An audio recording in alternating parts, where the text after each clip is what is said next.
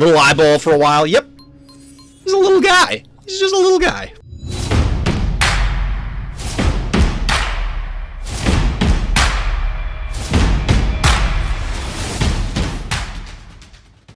Welcome back, everybody. Welcome back. It's time for more Phobies. Let's jump into it, chat. How's everybody doing tonight?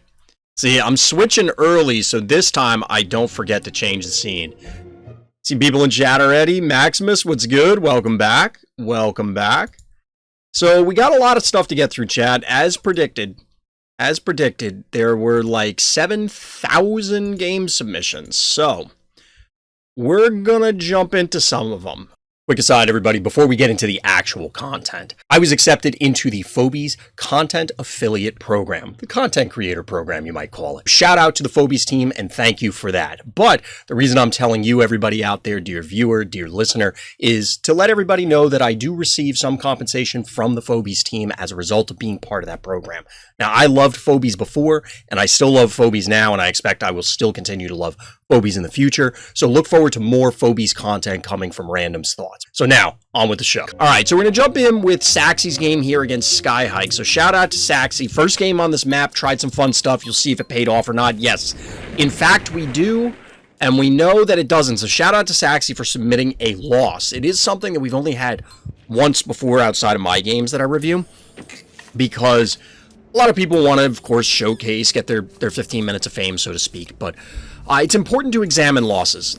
You learn a lot, as painful as it can be to relive your mistakes, your errors. So, in this particular case, we have a Resurrect opener from the bad guy here in the orange trunks. Our hero, of course, SaxyYahoodi here in the blue. I don't really like the Resurrect Phobies early on. I've talked about it before, but we also have something cool here from Saxy, and that's Primate. Now, this is, level 4 Primate. As we saw zoning into the game, Saxy's not that high of a stress level, so this is definitely I don't want to say a beginner game, but an earlier foray into Phobies game. So, chat, by the way, you're going to have to let me know about the audio, because I got some comments on YouTube indicating that the mic was clipping a little bit, so if you're still hearing that, or if you've had it before, let me know if any of the adjustments I've made have changed anything. Honestly, a lot of people are giving me feedback that that wasn't the case, and it's more likely due to just me screaming, because I'm very loud. But, we'll see. Anyway, in the meantime, we're getting a great build-up here. We do have a blue player advantage as far as panic points go, and in fact, they're going to be able to retreat their 1-drops. Now, we get my least favorite answer to sheep, and that is, or in sheep, the answer to erratic here. In fact, it's probably just going to get body blocked out. I don't really agree with this cowbell. There's like no point in sending this cowbell in. This is fine. Sniping this, reclaiming the point. Now it's 5 panic points to 0. The cowbell seems kind of silly. It's just losing this for no purpose. Now, granted, the erratic is now in a weird spot, because it could kind of advance, but not really. Here's the thing. If you were gonna... This is 1, 2, 3, 4. Yeah, you can't reach here. I think you were better off just body blocking here, so that way the cowbell can't get in, or they have to do something like move everything up, including the murder wing, and then, like, you can follow up with this. Even then, it's not great. I would have just saved the cowbell. I don't think there's a point in sacrificing the cowbell here. I just keep throwing arena games. That's kind of an issue. It's a different beast, the 2-game mode. So, I don't know how many people are high-ranked in both. I mean, they being the Phobies devs, implemented something that, allows you to close in on your rank faster. Okay, so we finally get the sheep hit here. And by finally, I mean it's only like two turns from when it happened. And we still have a panic point advantage blue. In fact, it's still 5. So, like, I don't know how this... Like, from here, I mean, I don't want to say the game's unlosable, but, like, this is a big advantage. You have the poisoned erratic here. What level is the sheep? It's a level 3 sheep versus a level 5 erratic. That's still going to be a significant amount of damage, and on this map, as long as you don't feed the erratic, it's going to be very low. Now, the fish tank, of course, represents a problem, but...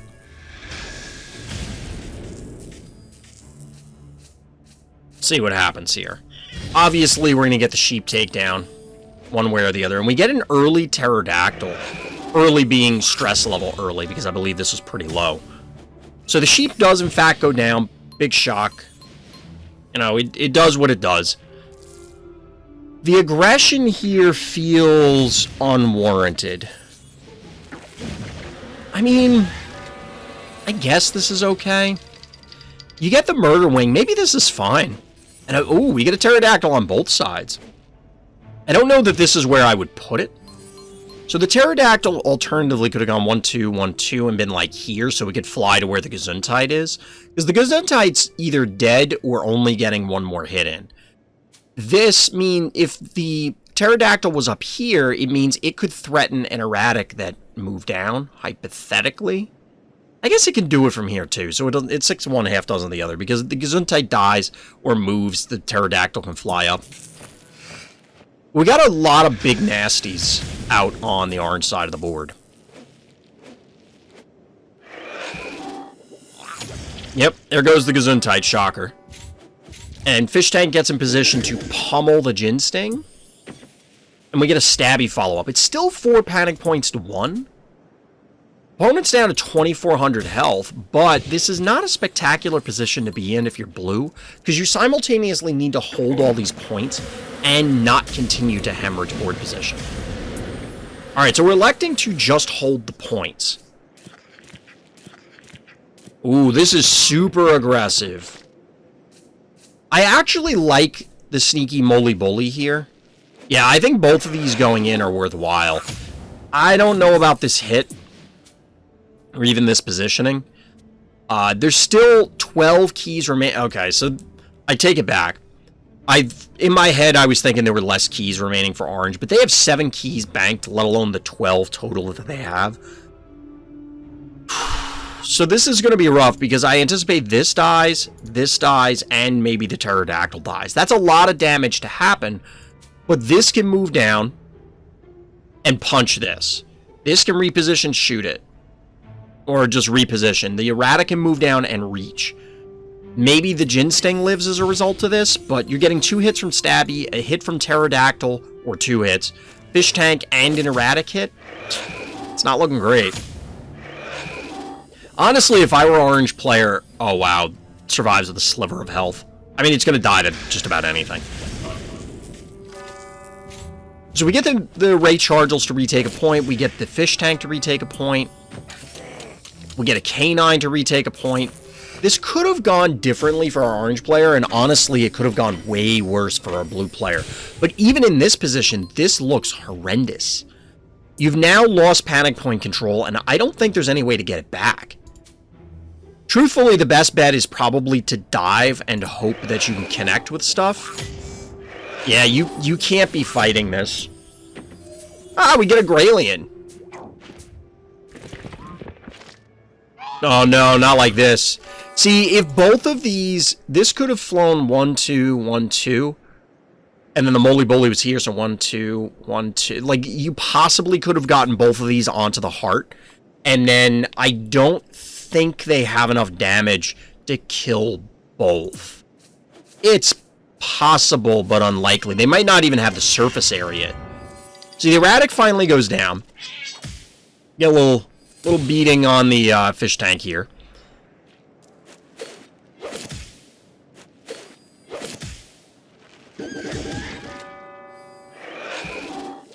Is the Moly Bully gonna die? Ouch, Tam. You see, even like this Pterodactyl could have flown over and hit this, or the Moly Bully swung up. Now it's kind of trapped. You're out of keys, it's Graylian and Pterodactyl. You can do a Switcher U here, which is pretty cool. Like, that's cute. It frees up a spot. This is actually a pretty cool usage. Oh, wait. They got it. Oh, they didn't. Oh my god, 54 health. Oh no. Not like this, chat. Not like this. This is brutal. This is a pretty cool play, though. The Graylien, and I actually really like that as Switcher U to allow the movement here. Like, that's pretty cool. Yeah, Zoomy, this is... I can feel that one in my chest. Like, this is... I'd be so tilted. Obviously, everything's dead from here, right? I mean, it's the last turn. We knew. We knew going in. I think there were mistakes made that if the play was tightened up a little bit, this game definitely could have been in our blue players' hands. But as it is, this still is a very painful way for the game to go down. GG. I mean, shout out again to Saxy for submitting this game. This was pretty cool. I did like the overall overarching strategy.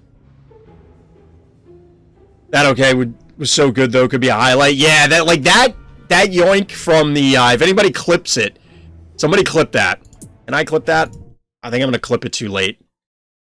We can go back in there and look at the turn.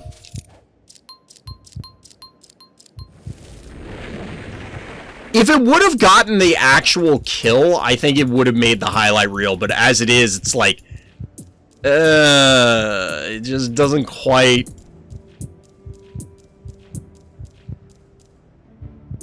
Is this turn. Alright. So we get the Graylien sneaking in. We get a little Switcher U action, which opens this movement up. This is a really cool play. I really like this play. This is actually really cool. Oh, and we get a map rotation today, chat, or did this week, obviously. I got some cool stuff to look at, but zone into another replay game. This is submitted by Lufee. Shout out to Lufee. We get a creep opener from our blue player, which is a little odd. Dehydration was invented by the Water Corporation to sell water. Absolutely. It's just liquid air. Or is it liquid ice? You know what's sad? You know what? We're not going there. We're not going. Anyway, in the meantime, we have Lufee. Okay, timeout. Lufee. Did Lufee get body snatched or something? Because Lufee is doing some very standard things on crypto here. We had our weird joking opening, but I mean, we had a creep opener from our opponent here, the bad guy in blue, which is weird. The Murder Wing's fine. I mean, creep opener isn't bad. They're still at 4 keys, but we got Gravedigger into Cat into Jar, which is, you know, pretty standard on this map. Oh no, Lufee. 531. Okay. The Jar will not die from a Murder Wing hit. Not like it would matter, because there isn't a clean way for the Cat to get cleared out in order for the Murder Wing to be a low advance, but I was concerned for a second. Regardless, the Jar is high enough level from Lufee that it's going to dodge the Murder Wing, at least from a single hit. So Lufee's banking. Now we're seeing the Lufee we all know and love, which is banking to 6 keys. Are we going to see Rocket Man this early? Did Lufee leave us any notes this game? The only notes that Lufee left was, I hope I made DT proud. Oh, chat. Hold on.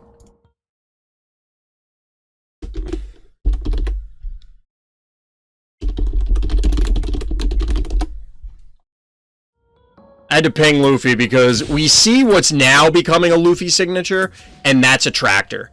A tractor is going to make for a lot of highlight reels. We'll see if we're in for one today. We'll see if we're in for one. So we get a Resurrect Phobia in order to try and recap the middle, and a Spider. The Spider, I kind of like. The Spider's cool because it allows for a counter pull. You know, a way to try and pull the puller. As weird as that sounds. But we do get a takedown and a retreat. You hate to see that as the Resurrect player. And we get a counter Resurrect in Jill here. This is a certified attractor classic. Have you already watched this game, Scrungle? Alright, so we get a Cassowary. We have 5 Phobies to 4. This is an odd standoff, and I'm not sure where this attractor is going to go in. Oh, Oh, we got a block. Okay, I thought it was going to break this and somehow, like, I wasn't seeing how this attractor was going to pull something, but this block is actually pretty cute. It prevents the stabby from really interacting for a few turns. Well, a couple turns. Although the spider here... So we could have gotten a pull, but I kind of understand why we didn't.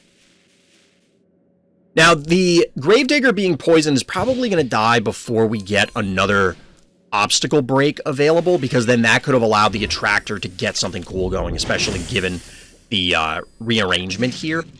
But we do have, notably, for those of you who are unfamiliar with attractor, it does have 3 range. So it's sniping this from here, along with the jar, get a takedown on the creep. Get the recap from the Jill. Of course, this is going to require not just a takedown, but something to actually step on it. Now, in this particular case, I expect we'll see something like what Lufee did. Step on, step off. We have 6 keys remaining from our blue player and 9 for our hero here. Oh, no. That could have been really bad if that... because that Jill almost lived, but it inevitably was never going to. From what I've experienced, a Primals player would have pulled that jar and meatballed it. I mean, it's not a terrible play, but ultimately you end up trading the spider for the jar or something. But wait, hold on, we gotta rewind. Chat, I think it's about to happen. I think we're about to get our highlight reel. So we get the yoink, we get the triple yoink. It allows for a cassowary double hit. Takedown on the spider. Takedown on the murder wing. Recap. Well, we already need the recap. Get some pot shots on the stabby here, and we get a high 5. Jeez, chat. Chat, I want to look at this again. Oh, whoop. We gotta go back one more. This is why Attractor is absolutely bonkers. One move or not. Oh my god, I can't get the thing to work. There we go. Trying to get this. This is why Attractor is bonkers. One move or not, move in, yoink for 3. You get a takedown on the spider, you'll get a takedown on the murder wing, you get some extra damage on the stabby, and you even get somewhat of a Lufee signature in high 5, mostly because Lufee's all about diving the heart. Like, this is backbreaking. This is absolutely crippling. Yeah, that only took like 4 tries for me to get what I wanted out. This character's stupid, I just don't understand. Attractor's grinning deviously. Yes, we'll go with... 1, 2, 3, 4, 5, 6, 7, 8. We can assume it has 9 lenses. I wonder if that's reference to something. I mean, at this point, like, how do you come back from that play? Because the Attractor obviously lives. I'm kind of surprised that the stabby didn't dive. But I guess our blue player figured they needed maximum damage to fight the a high 5. But I agree with you, player. The Attractor just seemed... Oh, no. Like, I don't know what our blue player could have done to protect the stim. This is a high 5 on a stim.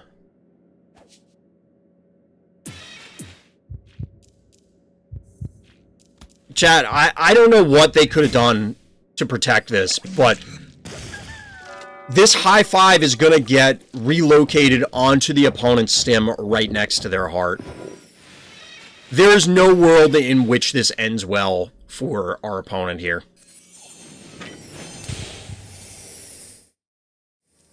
I mean, yes, you could get a fetch boop. Oh no, they're not even going for the boop.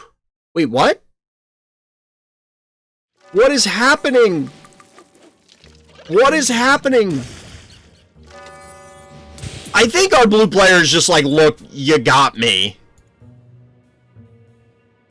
They must just be thinking, look, you got me.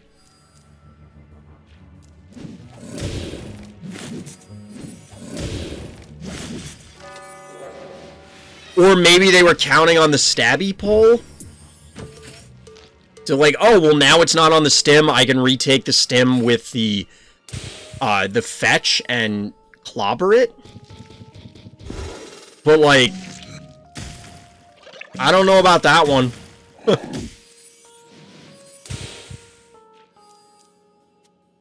And really said, I'm taking you down with me.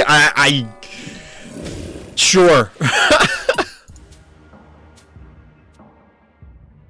I mean, what is our blue player gonna do, right? We get the yoink, by the way, that even damages the heart. And the takedown, GG. Well played, Lufee. Well played, Lufee, GG. I used to think a tractor is only good on big maps with more keys to spare. I think... So before we go to the next replay, let's talk about this. I have an Oculus, and I'm not super excited by it, honestly. It's decent, but mine's only level 4, so it is super frail. Super frail. Like, 2 hits from just about anything from Doomsday players. And when I say Doomsday players, it's because I can't quite correlate it to stress level, but presumably you have a bunch of stuff that's doing like somewhere between 400 and 500 damage. So maybe like stress levels is the better way to put it, but excuse me, I'm saying Doomsday, Sum of All Fears, because I'm playing in Sum of All Fears with this thing. And like a cassowary hit and just about anything else will kill it. A meatball and just about anything else will kill it. 2 hits from any range phobies will kill it. So even at 3 range, it's still super frail. Maybe when I level it up, it'll be better. But the thing is that like going in, and you'll understand where this is going momentarily. If you move in and hit something once for 436, it's like, woohoo, who cares? Like, that doesn't matter. You need it to be on a stim and be like, all right, opponent, you need to commit into me, and I'm going to hit you as you're approaching. As compared to a tractor and repulsor or repeller, whatever it's called, they only care about their ability. So getting into range and doing their thing sets up a turn that could be absolutely backbreaking, and your opponent has to honor it. Your opponent doesn't have to care about Inoculus. But these, they absolutely do. And, like, it just feels so backbreaking.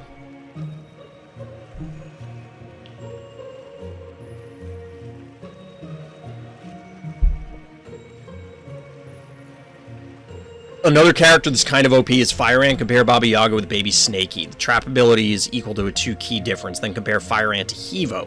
Fire Ant traps cost the same keys but are way better. Yes and no. Yes and no. We just finished your game, Lufee. I clipped a couple pieces of it. So, the thing with Fire Ant is I need to look at it with respect to what its damage is, like, baseline. Where's Hevo? Yeah.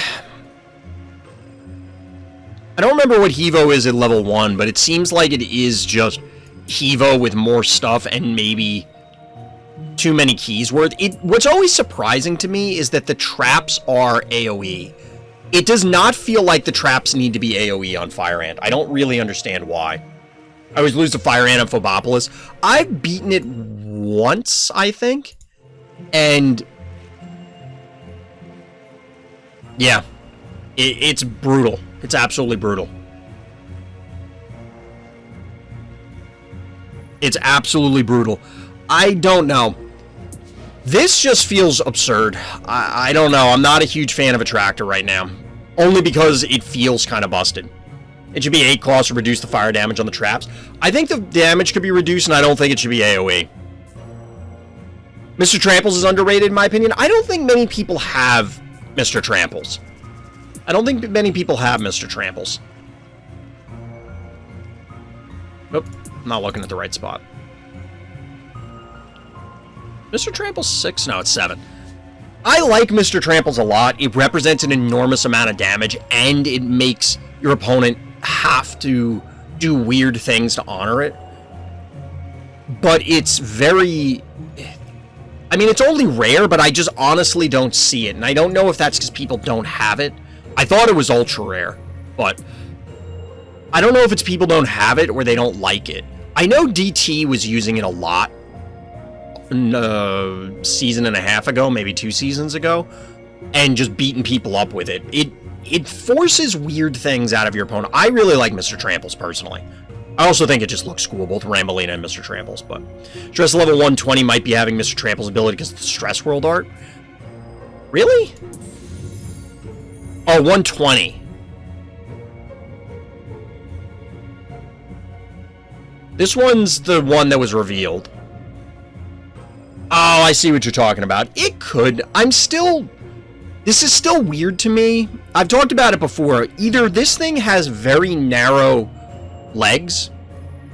We're talking artwork-wise, that, like, this has only a single trail, right? So it either only has one leg and, like, a wheel, because it's still, like, a trough. It's not hopping.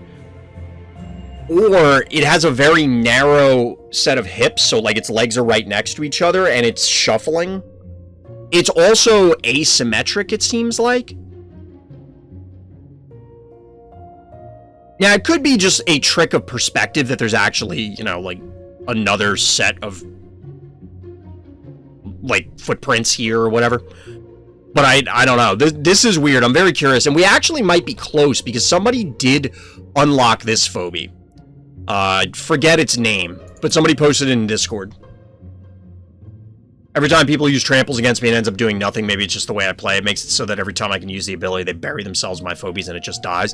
The key with Mr. Tramples, I think, is on small maps. Plus, it's also very much a weird checkers play, so to speak, where, like, you do need to get probably 2 phobies worth of deaths out of it. It's very good at bullying smaller stuff, because you can bull rush through things. But the problem is, you do have to commit to the dive. Jammy fish, yes. It does seem good. I'm very curious about jammy fish. I mean, honestly, I probably won't get it until this time next year at this rate. So we'll see. But we'll have to see how it goes. Alright, chat. I want to do one more game review. What was the other one? It's an Onda game.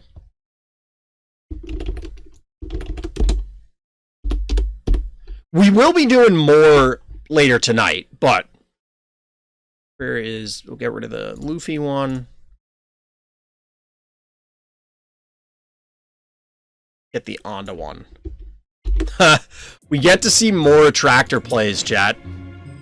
More attractor plays. I got a jar sniped by a tramples because that rush has a big range. It does. It is absolutely enormous. But if your opponent's trading 7 for 3 keys, that's not great. Rusty seems good on Eternal Mondays? I don't know if I'd go that far. Alright, so we got 2 Karth games, and one of them, we're looking for the 7-7 game. I guess it's this one?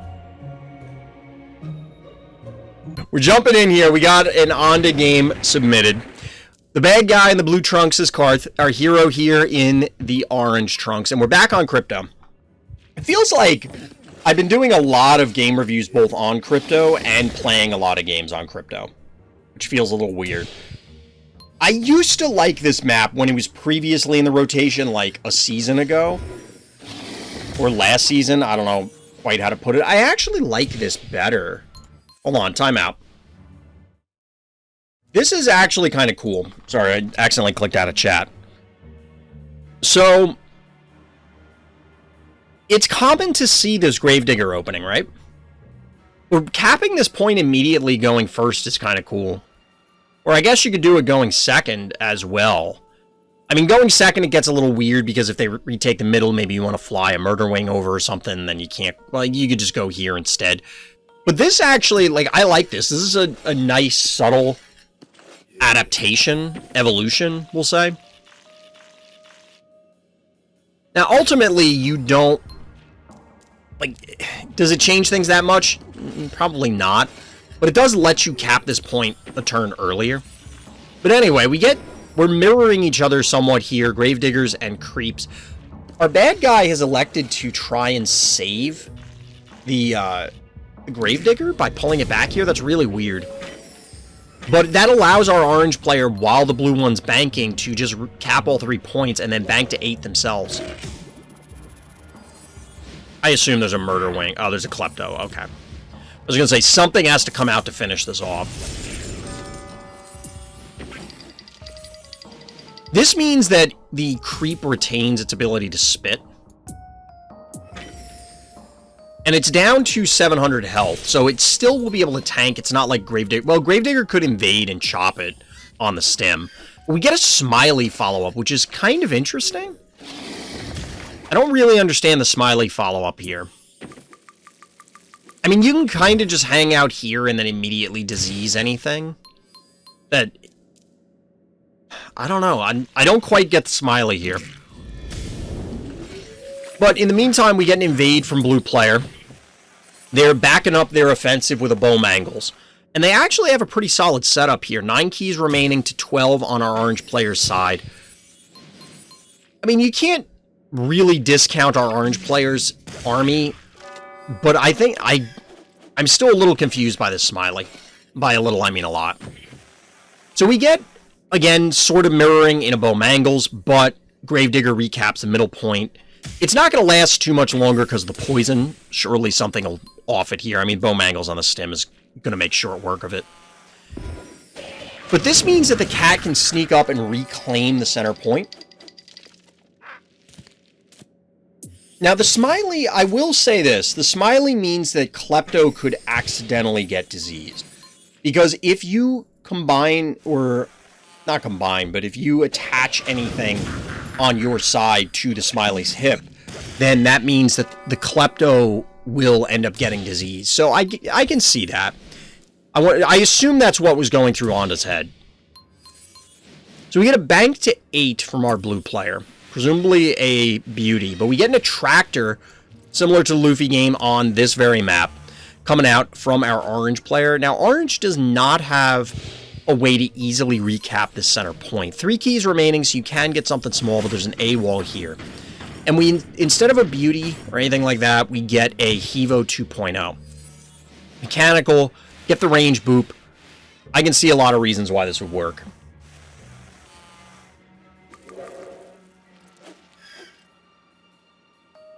So we get a retreat from our orange player, but the attractor's in range. Unless we get a boop here to push that out of range, I imagine we're getting a savage pull next turn. Hey, Forgo, what's good? Alright, so the attractor's playing a little more defensively. This is a lot of one-move Phobies, which I didn't realize on our orange player side, but they're playing it very patiently. It's a small map, meaning there's not going to be an enormous amount of pressure. You know, you're not taking too much damage. We do get a lot of aggression from our blue player, though. That Hevo dives. I mean, that is a thing you can do. So we're just gonna get a yoink here. Oh no. Lay into it with the Bowmangles. Get a reposition from the Smiley, and oh look, the classic on Crypto. It's a murder wing. But the finishing hit is gonna go to the jar. Technically. Realistically, it's the lava, but that's still a dead Hevo. So, in the meantime, we get Bowmangles beaten up on Smiley. I mean, sure. The AWOL's gonna do what it was summoned to do, which is beat up Smiley. I mean, the disease matters, but not really. That's actually a dead Smiley, but that is 2 Phobies diseased. The Gravedigger isn't all that relevant any longer. The real story is whether that Klepto can do anything now that it's been freed from the shackles of the Smiley. We're going to see a dead Gravedigger. And it's Bowmangles and Klepto versus the world.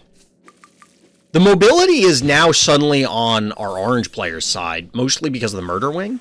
But they do still have to recap one of these points. The cooldown on... Whoa. The cooldown... Oh my god, this is only a 1-turn cooldown. Why is this such a short cooldown? Why is this such a short cooldown? And we get a Jill. So...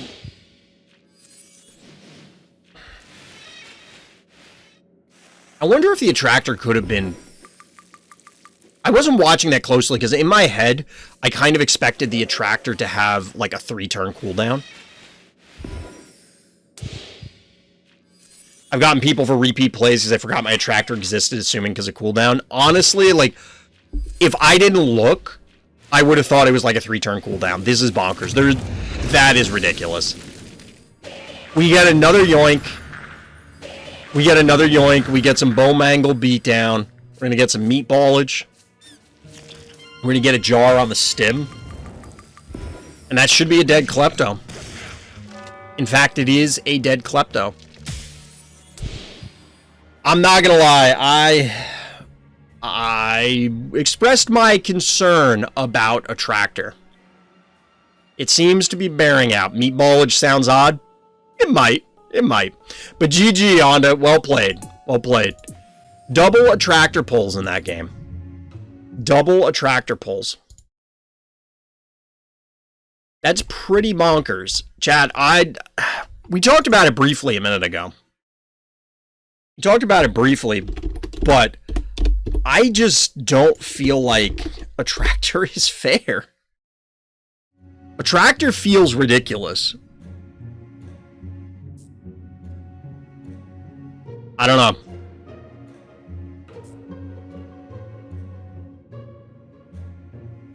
That's fair, Lufee. That's fair. I guess Repeller has a 1-turn cooldown too. I don't know. I assume so. How much does Repeller cost? Is it 5? 1-turn cooldown, chap. Repeller isn't that good. I think Repeller is good, but not as good. We've talked about it on many occasions before, like, pulls are just better than pushes. It's a slow hevo, yes, but it costs 2 less keys. The thing is, I kind of feel like both of them are most dangerous on small maps. I think both of them might be most dangerous on small maps. Like, we just saw 2 crypto games where I'm not really sure what the other player could do positioning-wise to get around it.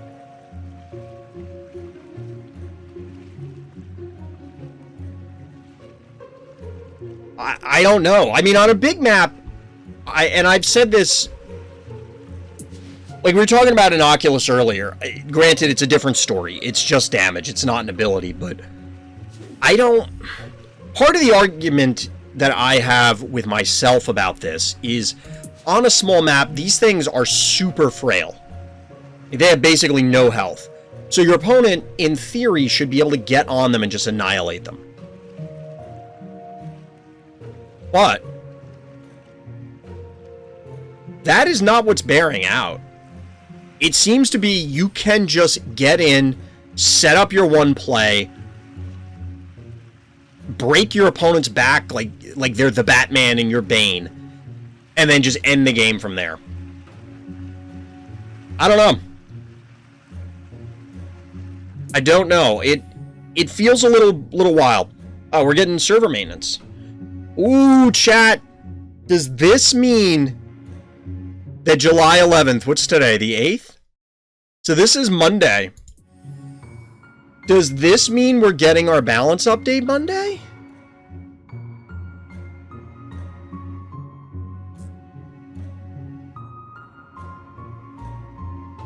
It takes at least a cassowary and murder wing dive, so it's a 5 for 5, at least something like that. I like boom, but he won't reach a tractor. True. Arena Frenemies update? I doubt that, Onda. Honestly, that update, I'd be surprised if we got that before, like, October. Truthfully. It did not sound... Now, I don't know yet, because they haven't provided any other information other than that one, boss post. And by the way, content affiliate, but I'm telling you right now, I've gotten no information about it. I wouldn't be able to tell you anyway if I did, but I'm telling you, I don't have any information. Since that response from Boss a few weeks back, it didn't sound like it was even close. It sounded like, yeah, we'll look into it to me. Not like, oh yeah, we're almost done testing it, we're gonna push it to prod soon. It sounded more like we're just thinking about the idea. You know, that's a good idea, we should do that. Which means that it's probably not anytime soon. That's why I'm thinking the like October time frame, because I imagine a lot more stuff that's more pressing is going to be additional content, aka more phobies, more maps, that sort of thing. And aside from that, balance changes or any modifications there, bug fixes, that sort of thing. I imagine that there's... It's weird to me that the game did not launch with Arena Frenemies. Like, I get it. If you had to choose between the two, you pick async. Because even between friends, you know, like somebody you know in real life, that you're, or somebody online, like, that you communicate with regularly, you could set up a game and then just play it and be fine. Whereas Arena Frenemies necessitates both people being present, air quotes, so that way you can get the game going.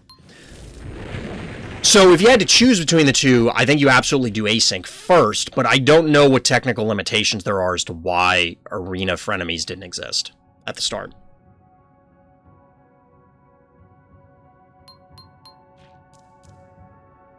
Hey, good morning, welcome. Well, it's not morning by me, but morning by you, so welcome. We got a bank to 6 here, chat. What the hell are we doing?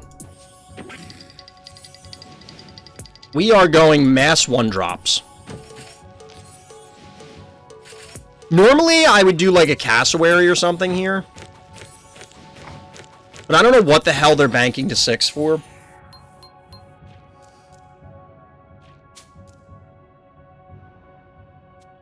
So we will see. We get a Crushmore. Now the Crushmore means that it'll be able to one-shot this and retake the point. So I'm tempted to just take the 2. But we could send something here and then soften this up. So, like, if we put a Gin Sting here, that means that we can hit it twice.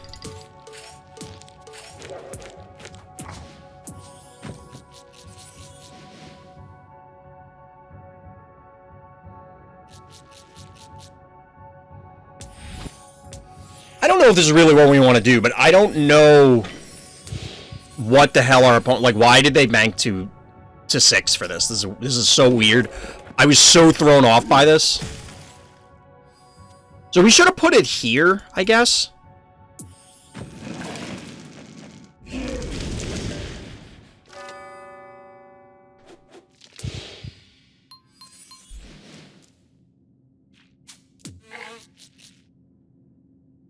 We probably should have anticipated this.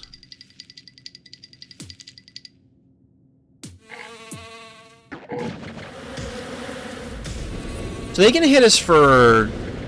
We'll round up and say 1,000. 1,200.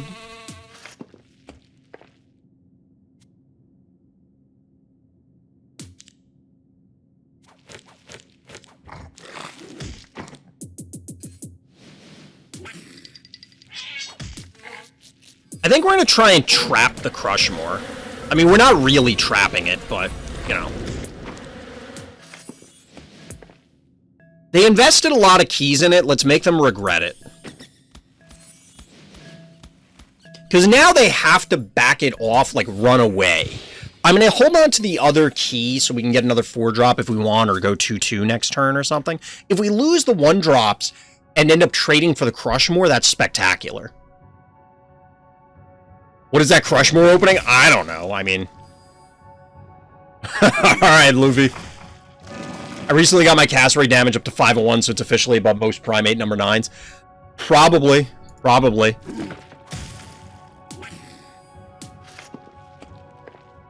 So I imagine they run away with this, right?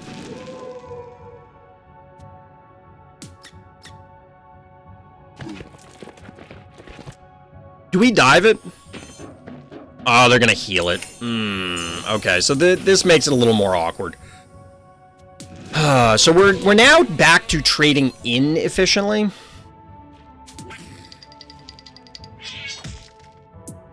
Hold on, wait.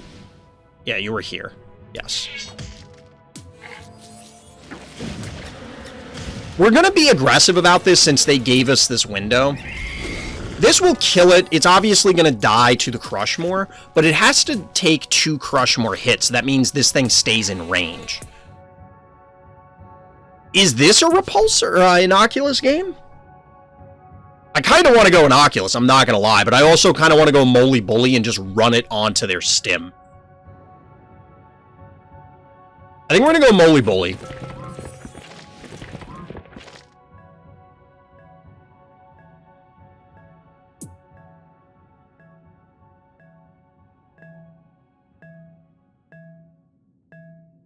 We're going to go here because it gives us a little more freedom of movement as far as, like, where we want to be.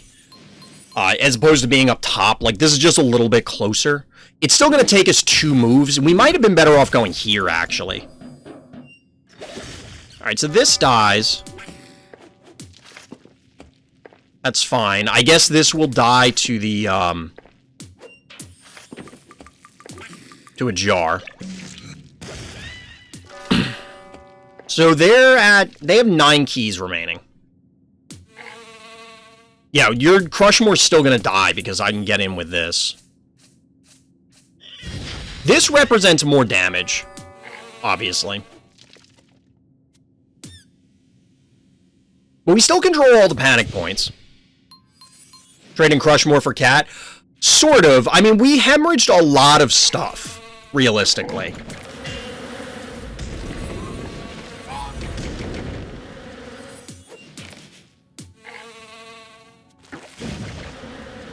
Like, we lost our 3-1 keys in Cassowary. So we're up, technically, but, you know. Maybe not technically, we are. It's an 861 health.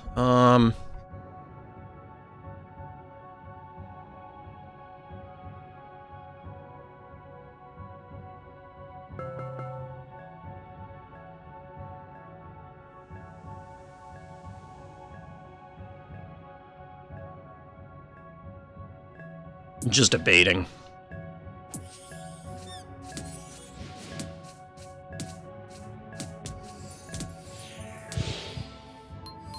Back at 2K Chomps. Nice. Been hanging out for a little bit.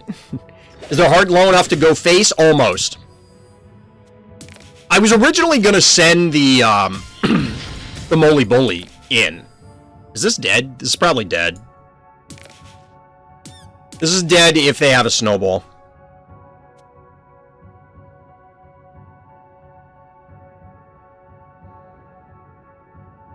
Yeah, real life happens, Onda. There could be a lot of different things. The Misanthrope Stim game? Now, I mean, it was only last week, but yes, that game is memorable. They didn't have to commit a Clinico, so I guess that's good. That's true. So they don't have it. Do you think Rambolina is better than Mr. Tramples? That's tough. It's a tough call to make.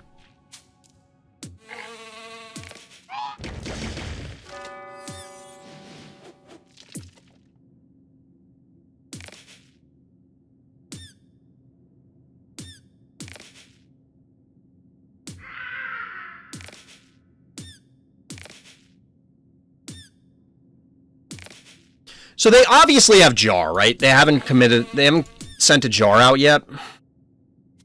We can't go up here until we eliminate the Murder Wing.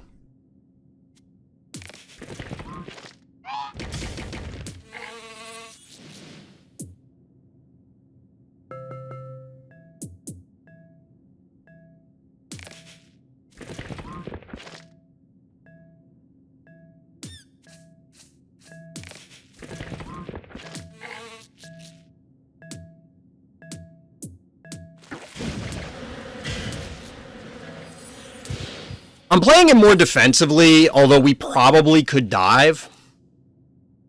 Like, they need to do something. I'd put Murder Wing on stem. We could, but I think it would die. So, like, we needed Moly Bully back farther. This was pointless. I was thinking about sending the Murder Wing in, truthfully. Champa being the only person to play in its safe position, the more iconic do it. It's true. It's true. Always playing defensive. I never noticed, but sometimes Lippy has a settings cog on him, and other times it's just some pipe. So, supposedly, Lippy shows up there when there's actual new news items. Yep, we just got the notification, Poor Pork. I'm hoping this is both the balance patch, and somebody had, I think it was on, that was saying maybe it's Frenemies Arena. I highly doubt it's that, but, you know, maybe. Maybe we'll get lucky.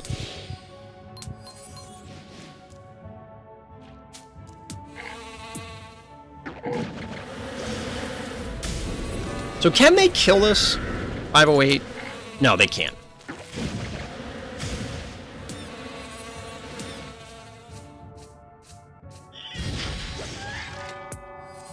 They could get the Murder Wing. I mean, obviously they get the Murder Wing, right?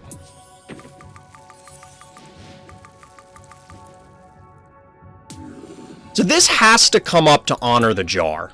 They don't have a choice.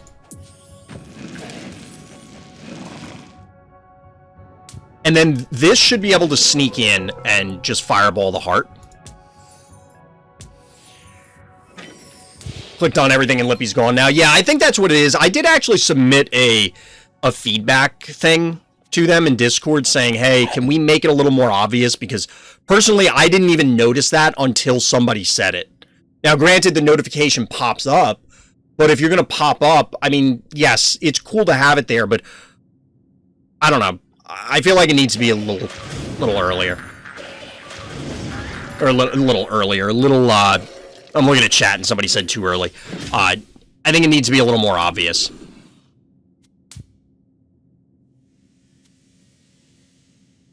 Their determination to not give us Lippy is impressive.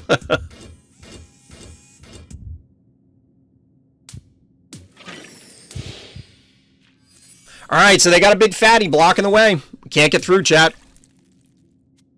No! Not what I meant to do. That's 1,300 health. Wow.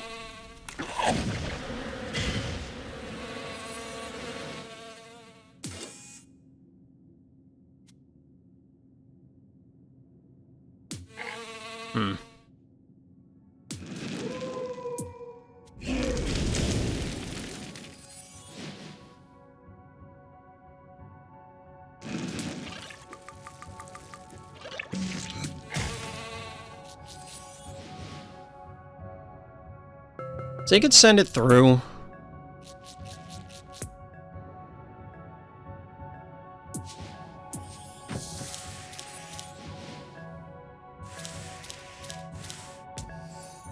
We're just doing Baby Snakey because I want to. Big old human hater in the way, it's true. But I hope my opponent didn't think that was BM. I thought the panic points were doing less damage. My bad. GG. My bad. I'm playing Phobies on the phone and watch the streaming phone. Oh, man, your phone's going to set itself on fire, Rhonda. I appreciate you hanging out, but it's going to set itself on fire. I'm on vacation until the 16th, starting tomorrow to Beach House. I'll be doing a ton of Phobies on the phone. I hope you get service at the beach. But yeah, the Lippy thing here is cool. I forgot about the sale. I don't know how I forgot, but there is a sale going on. By the time this goes up on YouTube, nobody will care. I have not participated in the sale.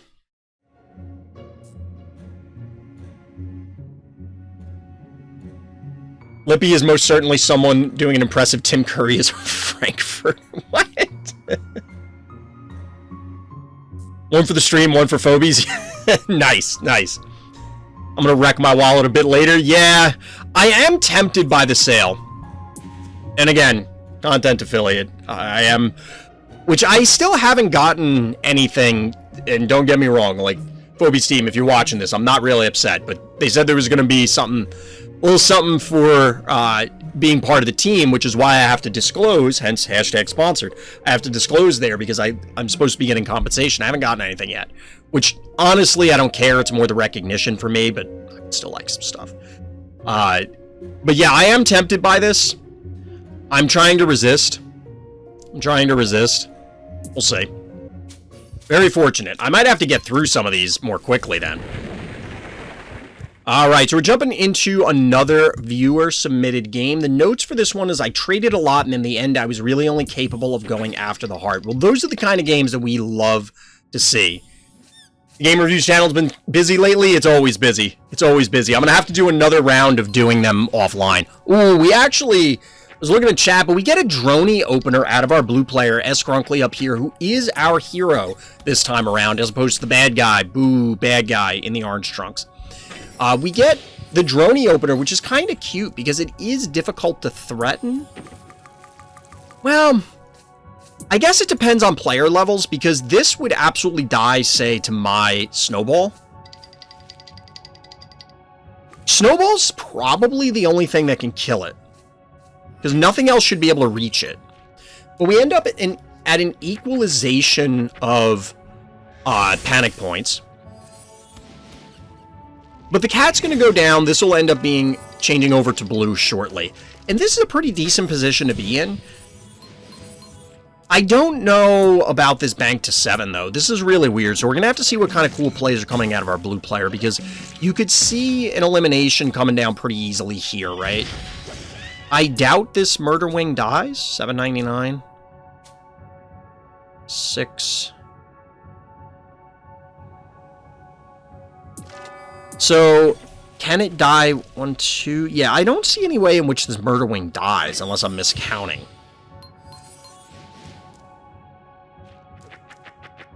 So...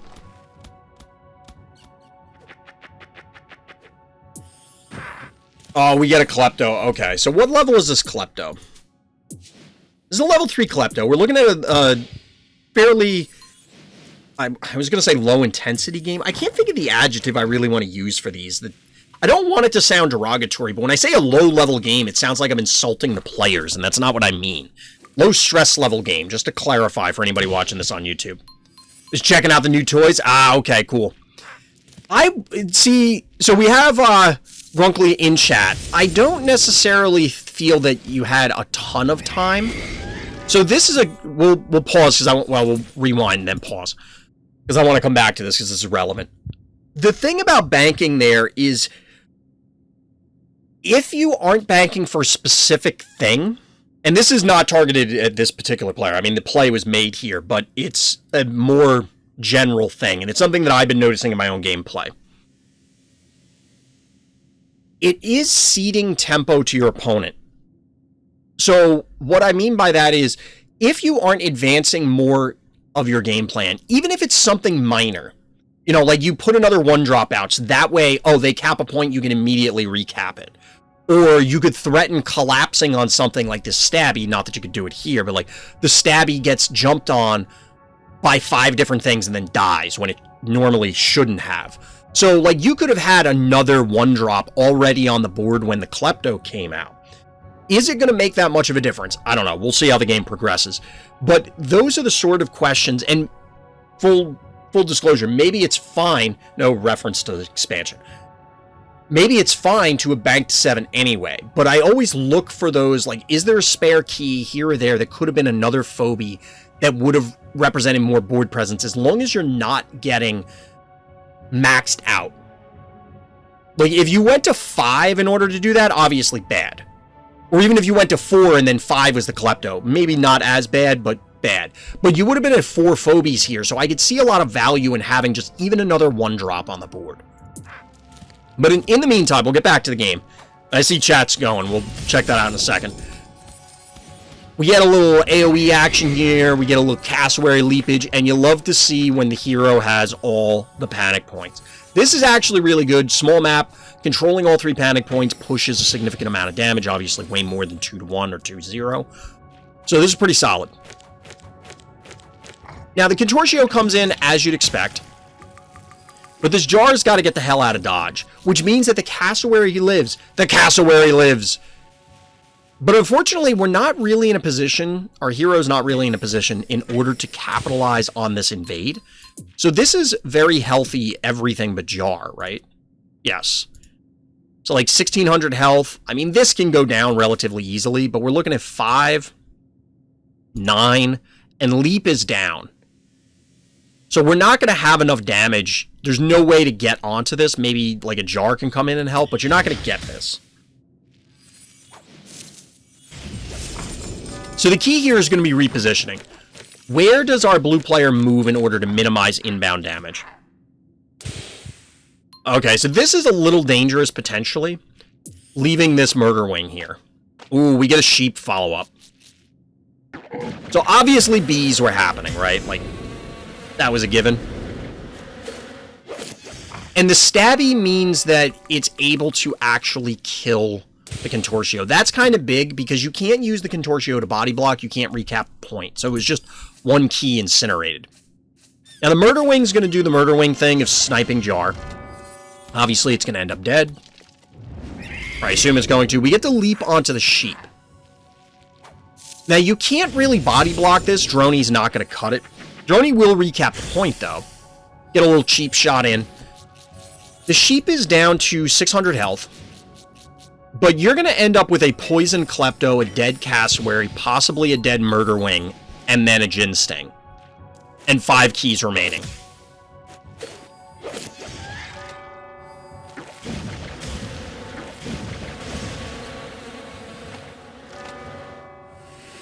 Yep. The heart damage is excessive. Yeah, Onda, we know going into this game that there's a lot of heart damage happening. A lot of heart damage happening. So at this stage, yeah, the tables, how the turntable. The tables have turned and are now strongly in favor of our orange player if they can actually maintain board position. A feat easier said than done, of course. Oh, but you love to see these splash hits. Wait. Hold on, I gotta go back and pause it. This looked like you could have killed both of these. How much health does it have after this hit?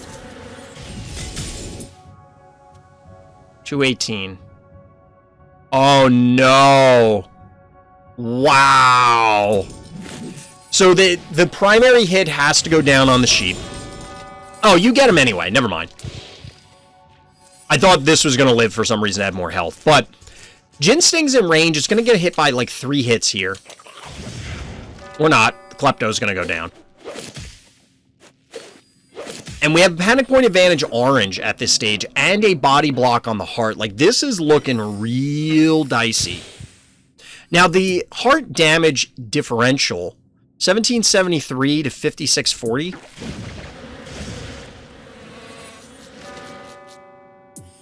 How much health does this have? Oh, it only has 600 health. I was going to say maybe recap this point and try and swing this way, because the orange player's out of keys. Oh, a boom? Really? The boom is kind of a deterrent because they can't necessarily advance because you would boom and then pop their stuff. Now watch as they heal the K9000. Yep. Wait, why did they heal the K9000? How low was that?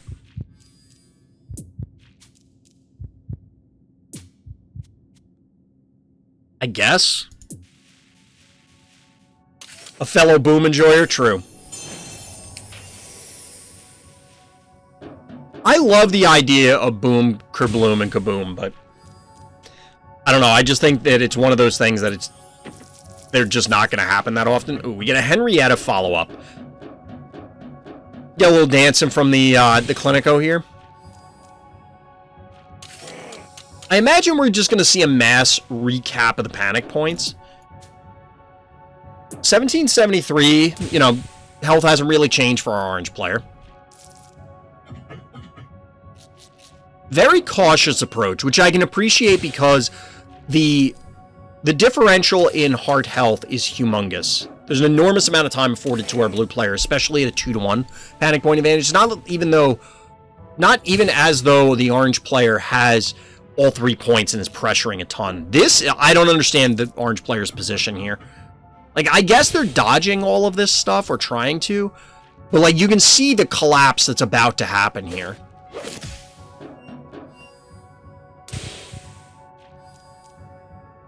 There are about to be some mean things happening to this heart. Boom! And there's no... The stabby is so out of position. The stabby is so out of position. Like, there's just no way for it to recap. obviously, or get back in the fight. And obviously the K9's not taking this stuff down, but GG. Well played, Grunkly. This is a good example of finding a way to win despite things. Like, you force your opponent into his particular position, they started to make a comeback, but then they're unable to actually seal the deal as a result of you just closing the game. Like, putting the cap on what your early strategy was. So GG, well played. Well played. So what did I miss in chat?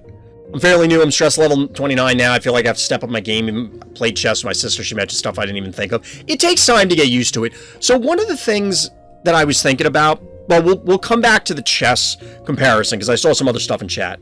I have a hard time getting rid of Klepto. Klepto can be a real pain in the neck. Absolutely. Egg. Exactly. Can I offer you some eggs in this trying time? I still get confused as to when I should be aggressive or defensive. It kind of depends. I mean, that's a very cop-out answer, but I mean, realistically, that's the answer. Pulling things out of my ass at this point. And what they do here is keep pulling back, and what I do is advance slow in the end. You can see how it turns out. Exactly. I think you did it right. I think you did it right, Scrungle. Opponent must really be loving his stabby, keeping distance from the Henrietta. Now, realistically, I could see them... I don't know. You have the clinical on the board. You're never going to run the stabby to the healing spot because then the game is over because you've essentially sacrificed stabby. But I think with the clinical on the board, you should have been more aggressive with the stabby. Like, allow it to get hit. Just don't let it die. But, okay, Henrietta connects. All right, kill it, heal it, and be done. I don't know. They played way too defensively. Way too defensively. Especially where the K9 ended up, right above the heart, that could have been a stabby, or even one space up so that it protects the top and middle panic point. You have the pocket Clinico, and then you can swing it around.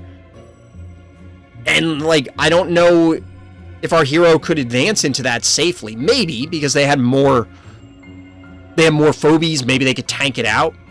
I don't know. So, chat, I had one somewhat esoteric thought, like shower thought the other day, or maybe I was walking the dog, I don't remember. But I was thinking about the relationship between Phobies and chess. And since Grunkly mentioned it, I wanted to think about it, or talk about it a little bit, think about it a little bit more. And the interesting thing about Phobies is, like, I've mentioned before that I design games for funsies, and I like a lot of the things that Phobies does. That's why I love Phobies so much, is because it's very much right up my alley as to how the game, and a lot of the theories I've had about game design and gameplay, and how they actually play out in reality when you actually design a game with these sort of systems. In-game systems we're talking about, not the economy. But when you compare it to chess, because chess is the obvious comparison, you have pieces that do different things, you know, you play out in a series of turns. Granted, there's no heart in chess, but aside from the heart, one of the big defining features of Phobies is the imperfect information. Now, if we assume that somebody, well, when eventually everybody gets every phobia and maxes them out, 30 years from now, when we all get everything, the game will be vastly different than it is today. It just will. Because even with the most niche phobia in the game at all, so like, we're talking the Rusties of the world, where there might be 1 in 1,000 games where Rusty is even playable, let alone actually a key component. Once everything's at max level, that may come up more, that may come up less, because we're going to have more maps, we're going to have different pool rotations, everybody's going to have way more experience playing the game. We're talking about like player, human experience, as well as more stress levels, clearly, phobia levels, etc. And the strategies change for players now because of your stress and phobia levels. I have access to Snowball. My game plan is way different now than when I did not. Similarly, if I had like a level 19 something, guess what? I'm probably running that guy out there every single game, because it just by sheer force of weight of numbers, it's going to change things. So comparing it to chess, aside from the fact that you don't start with everything on the board, The other piece is the current element of incomplete information where you don't know what your opponent has access to. You don't know what their other phobia levels are. So it changes the gameplay and modifies it. Even at maximum level, when you have everything. If you had every phobia and you had everything fully maxed, there are probably going to be multiple lines based on whether you want to be aggressive, defensive, or, play for some other, wombo combo like the attractor plays we saw earlier tonight.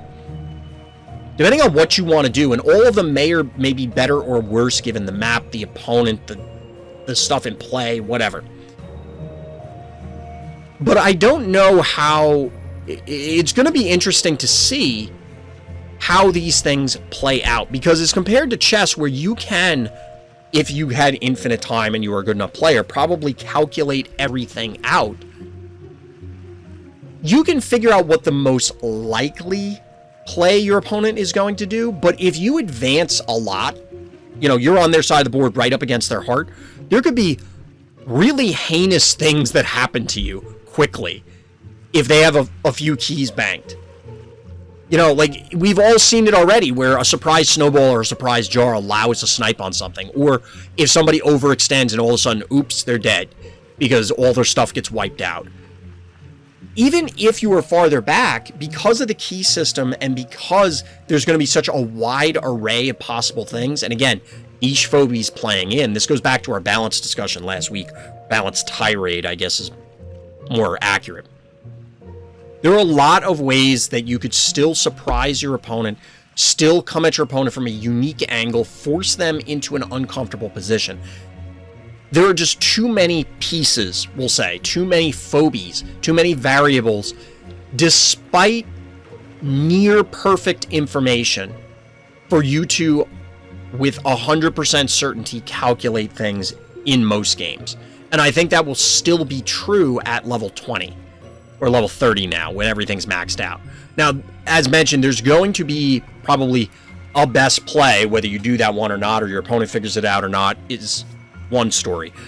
There's going to be optimal ones, and there might be a variety of them. There will be, of course, tons of suboptimal ones and then terrible ones. But finding those niche plays, like the one time, oh yeah, Dr. Dermic is actually what I need, but I don't need it this turn, I need it 2 turns from now, because I'm going to do this, my opponent's going to respond this way, and therefore I'm going to need Dr. Dermic, and I'm going to blow them out. And because Dr. Dermic is currently, at least, fairly rare, I'm not talking rarity, I'm talking it's just not a very common phobia to see, you might catch someone unawares that way, even if you put it on the board. Like, the sheer variety of scenarios presented is really cool. It's one of the things that I'm hopeful about Phobies, that it'll continue to stay fresh, even if we settle into, oh, well, these maps typically have this meta. Because I played RTSs for years, decades. I'm not exaggerating, decades. And even though yes, there are expansions to RTSs, StarCraft 2 had 2 expansions. You had Brood War for original StarCraft. You had Frozen Throne for Warcraft 3. You obviously have sequels. And while they expand on things, more units, more maps, whatever, the more maps is the thing I want to focus on, because while the other units and other balance changes come in, for the most part, you're not getting humongous infusions of stuff. It's not like, after Wings of Liberty, part of the Swarm came in and it's, they've tripled the size of the armies. Or something like that. Like, yes, there were more units. Or when Frozen Throne came in, that, now everybody has 10 heroes. That's not the case. It was a small injection of a few units, and then the maps change things dramatically. And this, again, goes back to my balance discussion from last week, where if you look at the map pool, by the way, we got a new map. One of the new maps. If you look at the map pool, it will dramatically change what phobies are valued or not. And yes, there will be a meta revolving around certain maps. But, at least right now, again, people's collections are incomplete, so it's going to change things. But at max level, you still have to have had the experience with the phobies at that level and understand the interplay. And then what does your opponent or you do to adapt to say, hey, this is the standard meta. I'm going to attack it from this way. Well, then that demands this particular counter answer, which is now swinging farther away from the original accepted best plays. I think there's a lot of life in a game that is realistically not going to get enormous or frequent content releases. It's possible it will, but I find it exceptionally unlikely that Phobies is going to have, like, well, we're going to get 50 new Phobies in August. Like, I don't think that's going to happen. But the map rotation and just introduction of new maps is a way, we'll call it simpler way, although it vastly complicates balance because of the things that can happen. But I think that it's a cool way to try and tackle this stuff. But anyway, just wanted to point that out there, or throw that out there because the chess comparison came up. I lost when playing the Phobos map for the first time, don't know what to do there. It's like whoever steps on the stim pad will win. I didn't even look at the map that closely. I know we talked about a Lufee game. Should we do a map breakdown, chat? Let's talk maps. Let's talk maps. Let me get this set up. All right, so we're looking at this new map, which just came into rotation. We have some interesting things. Chat is saying that if you control this, the stem, you win the game. There's 1, 2, 3, 4, 5, 6 panic points. This is a pretty aggressive map. Now, it seems fairly big. It seems fairly big. This is 1, 2, 3, 4, 5, 6. So it takes 3 moves or a droney/snowball full move to this to get to the stem. It's one, or wait, did I miscount that? I think it might be 7 moves. 1, 2, 3, 4, 5. 1, 2, 3, 4, 5, 6. No, that was correct. I second guessed it for a second. So 1, 2, 3, 4, 5. To get to the first panic point. Last night I'm having hematic gin sting just stay on the stem. That seems rough. That seems rough. So one thing, this might be a good Rambolina map. Maybe not, because you can't boop somebody. So like, if there's somebody occupying the stem, that's a terrible circle. If somebody's occupying the stem, you can't just boop, because they're going to just push the panic point. It's not actually going to go here. Although it is relevant that if you're on one of these stems, you could get booped. Like, there's absolutely a danger zone around these. I mean, back here and back here, it's not too threatening because, of course, they're defensive side. Droney can get the bottom middle panic point immediately. So Droney is a 1, 2, 3, 1, 2, 3. Yeah, Droney here or to here immediately. Snowball can't, because Snowball has to take the scenic route around. So Snowball ends up here. Is it possible to break the blocks next to the heart? I would believe so, Mosca. I'm assuming you mean these. If so, I don't see why you wouldn't be able to. Yeah, chat's confirming. Just shove a Cerberus on the stem and you're mostly fine. Why would you want Cerberus on the stem? So, other things to note here is that this is passable terrain, aka you can traverse it. So you can come out here and then you sneak over to here. Klepto just chilling on the stem. Honestly, I don't... It can guard both panic points. Yeah, but you can chip away at it, I guess.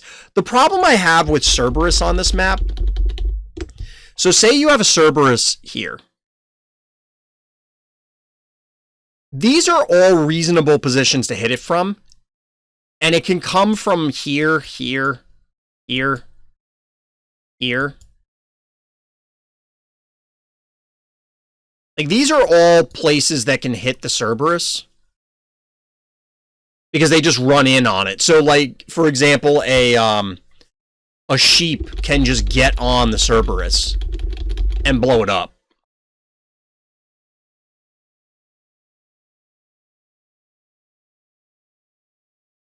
This is a good map for Heartbreaker. Oh my god, Heartbreaker's going to be a goddamn nightmare.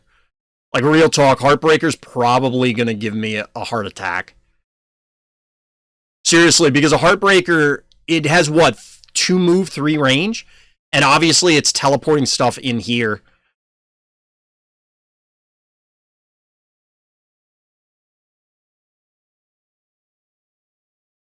And that's what's going to happen.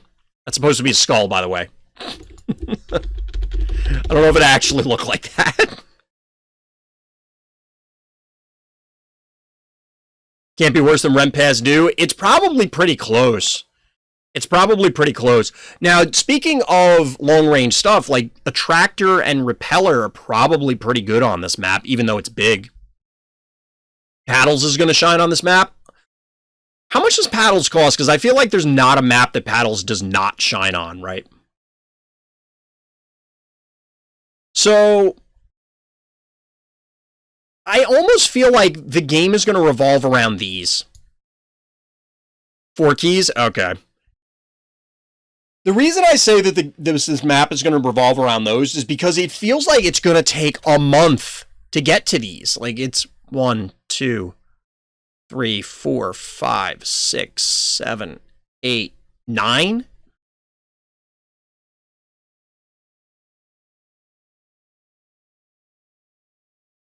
And then it's 1, 2, 3, 4, 5, 6, 7, 8.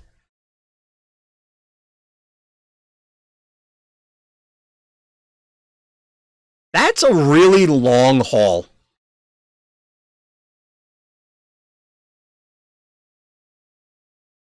Attractor is good on this map. I mean, Attractor's now in the bucket of, like, is there a map that it's bad on?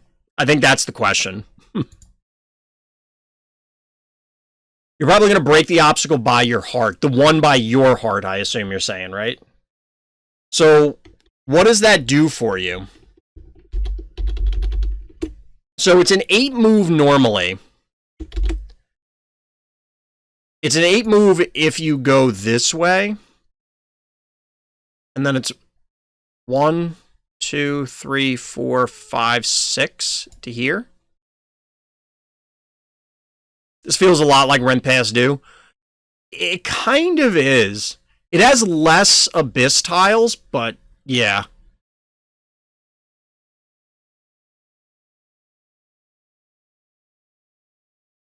Oh, you're right, Scrungle. Right here, the big shadow. That's kind of cool. That's pretty cool.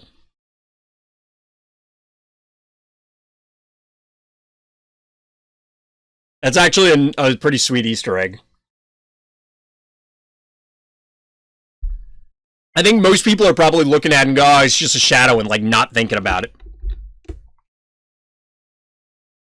But yeah, breaking this obstacle here, or here, does give you a much shorter path to trying to get to this.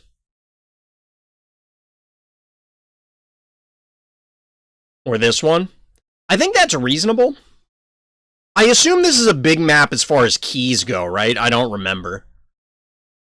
So if you're going first, do you open, like, the middle part is controlled by enemy first, breaking the obstacle next to your heart can give you better position. Yeah, it gives you a lot more angles to try and attack from. Because you can either swing this way or swing under this way.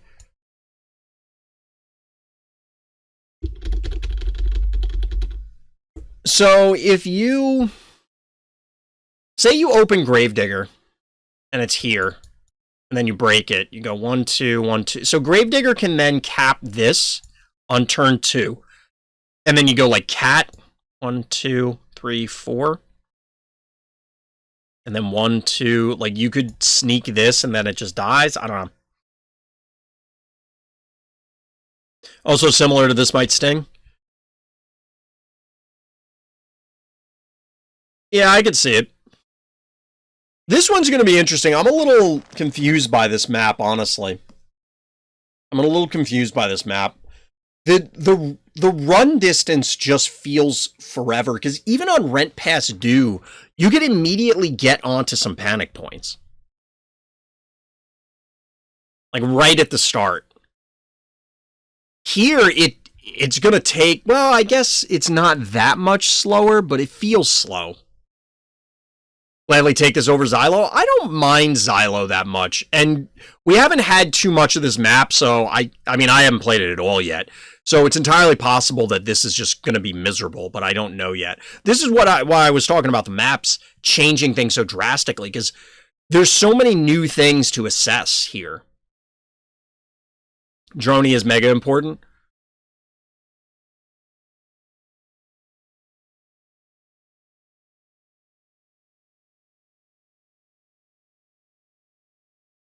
So, if you open Droney going first, 1, 2, 3, 1, 2, like you could cap this and then send Cassowary.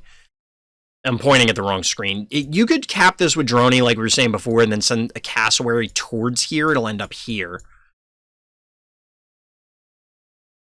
Snowball can make it work. Well, Snowball can't cap this stuff right away. Well, Snowball could cap this point. So you could send Snowball here or Droney here. And then obviously for anybody who's wondering, like, yes, you can do these when you're when you're on the other side, but we're just looking at it from blue player's perspective for now. Simply a tractor turn 2. I mean, honestly, so you get, if you get 4 keys going first, and I assume you get 5, so you could Droney plus 1 drop into a tractor. I don't know if that's good enough, because you'll, like, if your opponent isn't doing something obnoxious right away, that might be fine. Tractor will be 1, 2, 3, 4. And then you can hit all of this.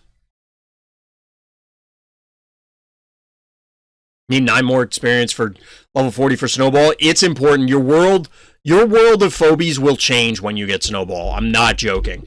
It feels so impactful. It's incredible. It's a meme more like turn 5. Honestly, I wouldn't, if I had a tractor, I wouldn't be opposed to running it out here on like turn 2. Because it would be like Droney here, 1 drop to here, right? Next turn, a tractor. Put a tractor here, let's say. So you're at 0 keys now. Droney swings this way. 1 drop probably pulls back. They've capped this, and probably this, as well as threaten the stem, we'll say.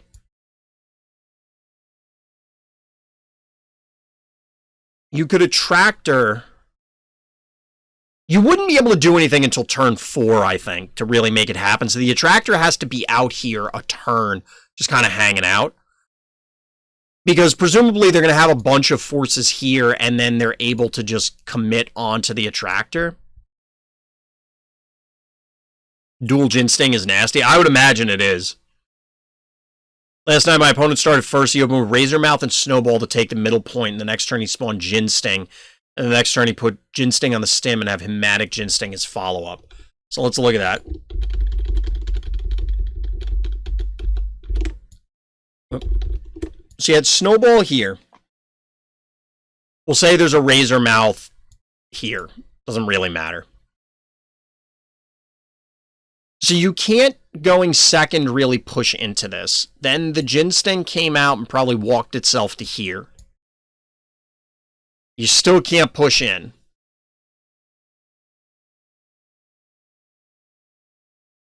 This map feels like you need, if you're going second, or your opponent's on, I've been B-broed.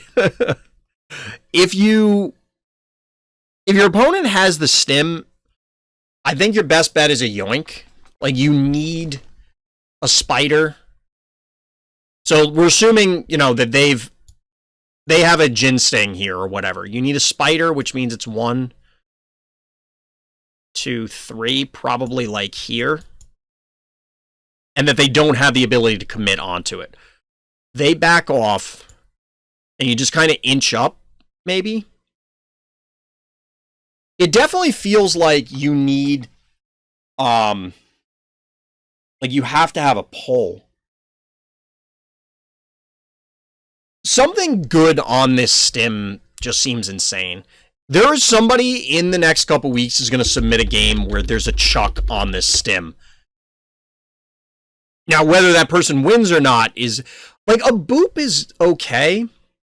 The problem with that, Mosca, is if you boop and you push them back here, you're not... Yes, you're dislodging them from the stim, but you're not actually dealing with it. Now, boop and getting it to go this way, you know, so like Rambolina, I could see having a lot of value because you could hide out like here and then go 1, 2, 3, boop. Or even if you're here... So they have something on the stem. You're here. 1, 2, 3, boop this way? Maybe? Vaisy's putting a chuck on it and you know it? Oh, it's happening. It's happening. It's happening. I don't know, chat. I'm looking forward to playing this map, but let's look at some actual games. We'll get back into some real Phobies action. I thought this game wasn't going to work. Alright, Port, take it easy. So our hero here is zoning in onto Phobopolis in the orange trunks, with the bad guy in the blue trunks starting off with the standard Phobopolis opener. If you want some new content, you can try some challenges. They're pretty easy to come up with. Yeah, I was doing them a while back. I did stream the other challenges before, because I usually was doing them on days that were, like, the season rollovers and stuff. Or not season rollovers, weekly rollovers. Because then it was like, okay, well, I'll do this until the rollover happens and then play some games. But now that we have game reviews, it's kind of eating that part of the content's lunch.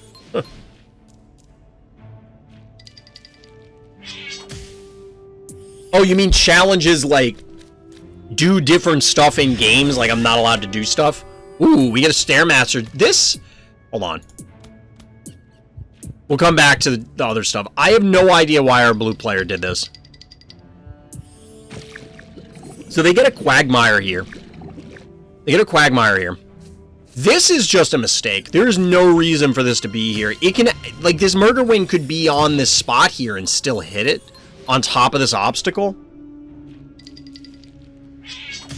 And instead, we just get a dead Murder Wing. Oh, and by the way, the cat lives, which is relevant.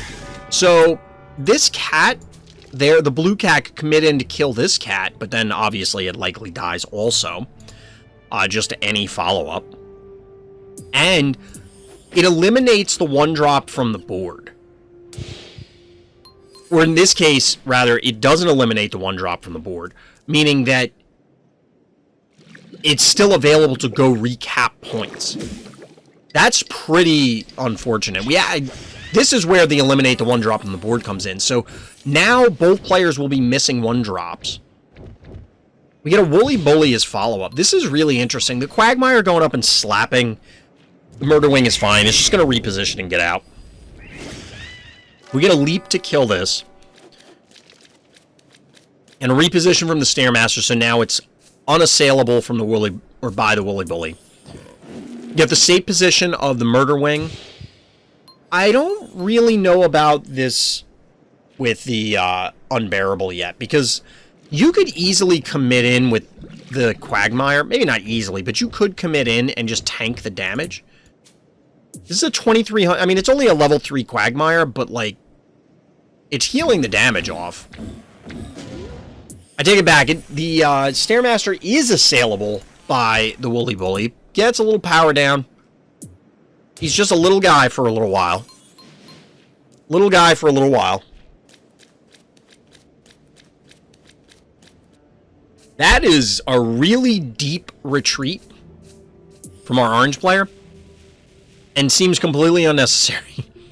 Could have probably pulled back to where the Stabby is, but I think they had Stabby in mind for this play. Little eyeball for a while. Yep. He's a little guy. He's just a little guy. So we get some repositioning here. I don't know. I'm not a fan of Stabby on this map. We actually get an aggressive invade by the Quagmire. It's interesting that they elected, the blue player elected to not cap the top point with Quagmire, but did take this bottom one, which is less defensible for the Quagmire. Like, it's way closer to their spawn. There's already something in position, just like the Unbearable. I don't know. So we get an invade from the orange murder wing. That seems weird, but we get a, and there's a flesh crawler hanging out. Ooh, we get a mother load. We get a lot of cool stuff coming out. A lot of big boys coming out to play. Now the murder wing is probably just a concession to, yeah, it's some little balls, some tinies. But hold on, I want to look at this again. So we get the heal here. Like I said, the Quagmire, I don't know. It's just a weird invade. We get a boop from Finnegan. This is not looking good for our... I mean, the mother load is kind of a big deal, but I don't really envy the position of our hero here. Ooh, the Quagmire gets a slap in and then retreats. This could be a dead Quagmire. 1400 health. It's going to take like 8 here. It won't let me click on the Unbearable. So 8 from that.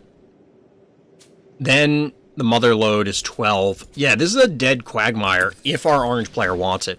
We'll get the reposition from the Stairmaster. Ooh, we don't. Wow. Okay, so there's some damage going down onto the Flesh Crawler, which is probably just going to dive and heal all that off. But we do see a panic point advantage go orange.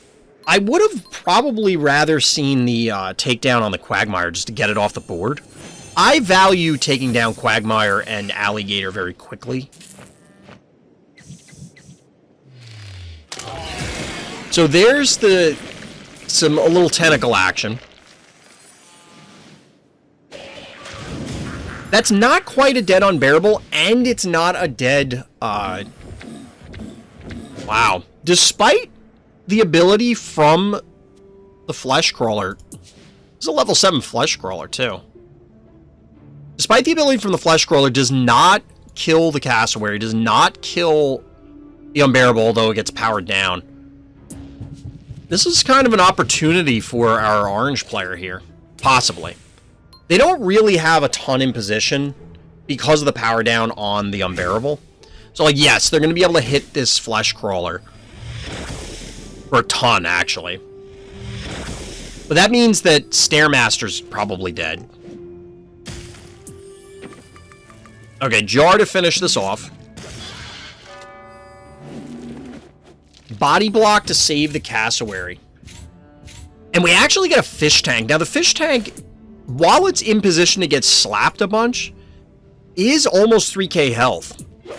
2874, it's a lot of health. Motherload has decided that it's no longer capping points, it's gonna get up in this fight. Alright, so this position isn't looking terrible for our orange player now. I think that invade with the Flesh Crawler was just ill-advised. It just didn't quite accomplish anything.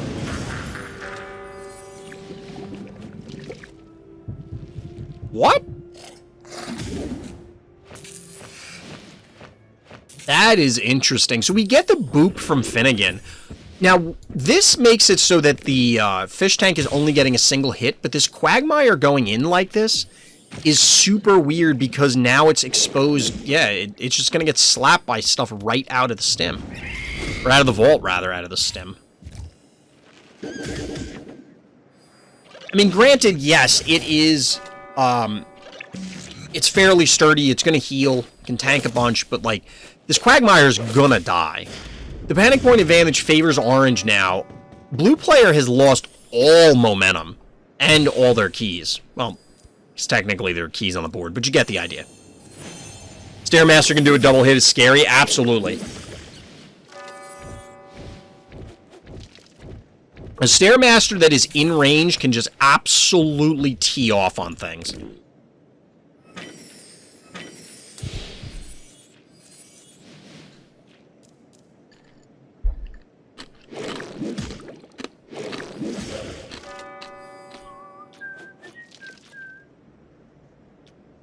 I mean, at this point, what does our blue player do? Woolly Bully, Erratic, and Alligator against this. I wonder if this Muffin is just for body blocks at this point. I mean, I don't think the Woolly Bully's going to commit in.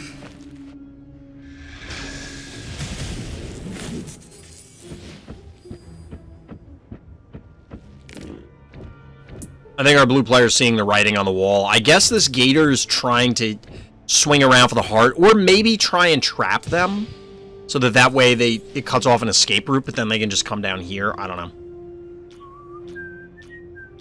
So the Muffin is just going to recap points. I guess it's good to have it hanging around that way in case, you know, you're a little hungry, you just want a snack. Let's get a little something. Get a little something going. Erratic's going to take an absolute beating, but now panic point advantage orange. Yes, Erratic can get double hits, but if it stays in position, it's going to get clobbered. It's going to get 1, 2, 3, 4, 5, 6, 7 hits. That should be a very dead Erratic. 15, oh yeah, it's dead. Even with this is probably 1600 right here. Yeah, so the Gator's gonna make a last-ditch effort, just punch in the heart. Now, honestly, if Orange doesn't respect it, it's not impossible. If there was a panic point advantage, Orange, maybe. But as it is, this is just super difficult. Because even here, the fish tank's only going to get 1 hit. The Stabby will only get 1 hit. This is maybe... this is about 1,000... a little over 1,000 damage a clip.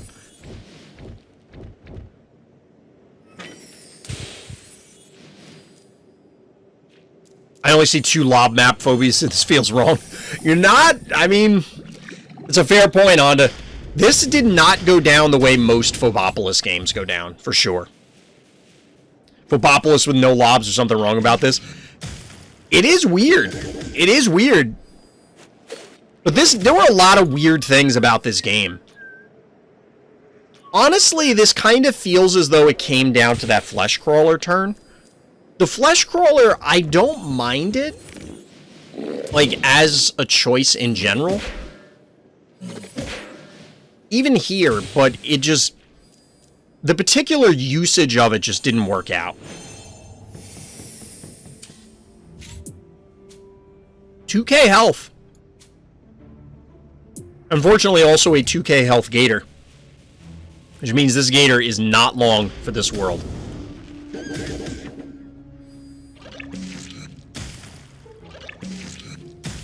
Sorry, buddy, you're gonna be a suitcase.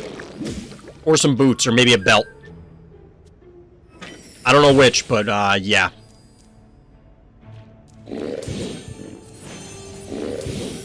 That was weird, because it was healing when the attack animation went down, so it looks like it flexed, and it beat the heart.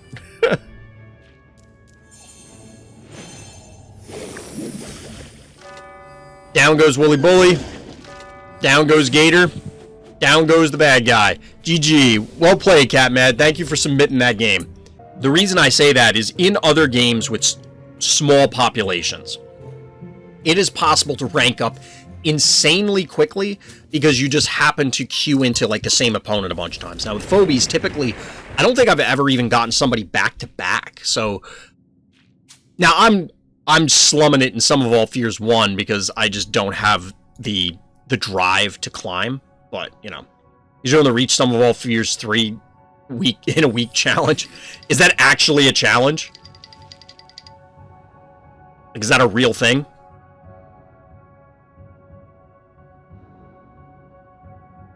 Can't be arsed to do all the games for the golden pack. It just feels like it's sure, and that's what I least like from a game. Yeah, you got to play with what you're comfortable doing. That's why I've been trying to supplement my games with a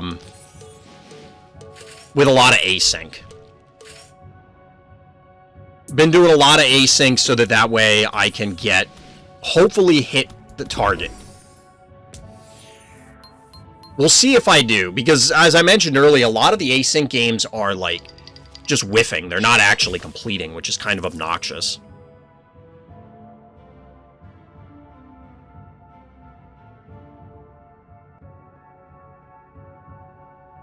Who's doing? Vazey's doing it live stream on YouTube? Nice.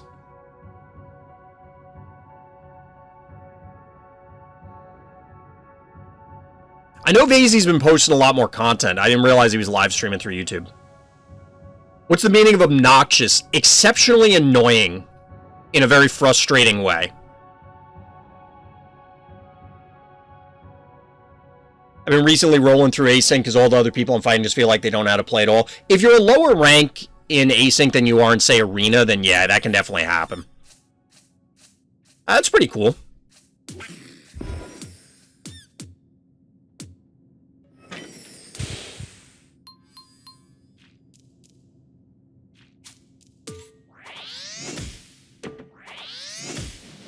So we don't quite kill this. It literally survives with 5 HP. That's super annoying. Probably just do like a jar.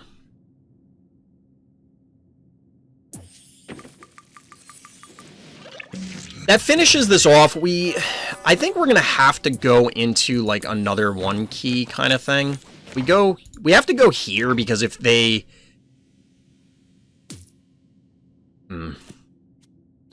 We could leap on this. If they go here, we can probably kill it without exposing anything. I want the other 1 key so we can recap some of these points. The problem is that puts us below 4, and I really wanted to get a Jin Sting online. Maybe it would have been better to just not do the Contortio. Imagine having all the phobies but still lose. I mean, eventually we'll all be there, right? If we all hang on long enough, we're going to have all the phobies. Eventually, after that, all of them maxed out, and somebody's got to lose.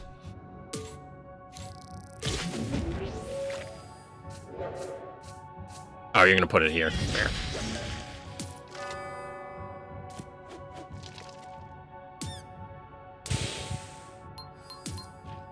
So we can probably get the Henrietta.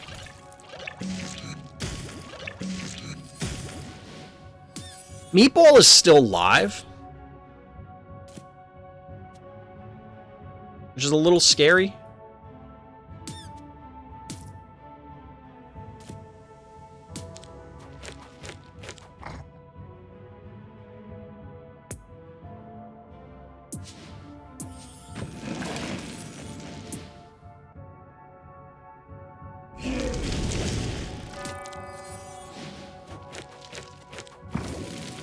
This feels really weird. I don't really like this. I don't really like our setup into theirs either, truthfully.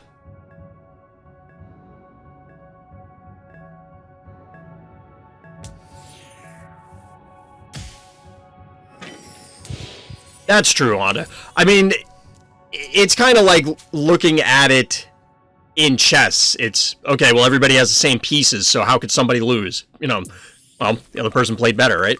Alright, they might be able to punish us pretty hard for this. Problem is, I was at Primals 3 in Async, and now I'm at Doomsday, which is the league right below Sum of All Fears, and I don't know how to feel about that.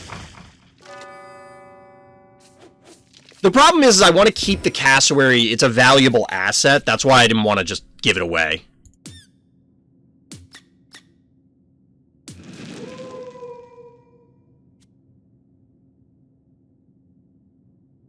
Like, if we send in the Cassowary, it 100% dies for putting 500 damage on the Jin Sting.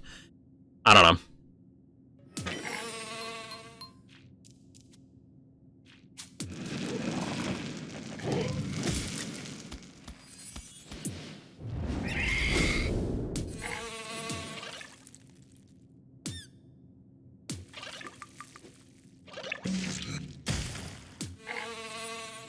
So they can bees, but if they stay, they're dead. And they can't kill either of these this turn, I don't think.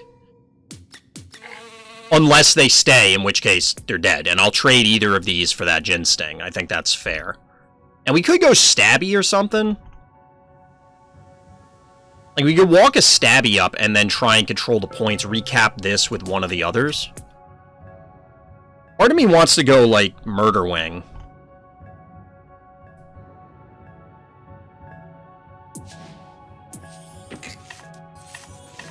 I want to get our own Jin Sting online. If they do something weird down here, this can sneak in and recap this point, and they don't really have a way to dislodge it. There's the bees. Well, it's kind of like fencing. Both fencers have the same sword, but still only one of them can win. Exactly, Jenna. I mean, there's a lot of comparisons you can make where it's the players are starting from the same baseline resources, assuming a few different things. Obviously, with Phobies, it's a little weird because of a variety of different factors, but oh my god, with these Clinicos. This is like 3 games in a row with these Clinicos that have just been blowouts.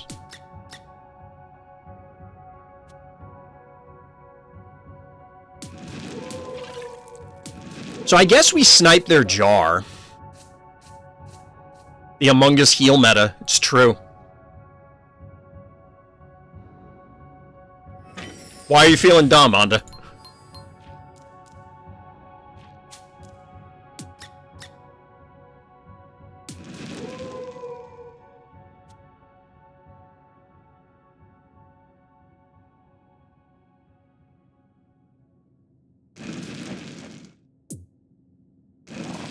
I don't know if it particularly matters which one we go for, so this will get the jar.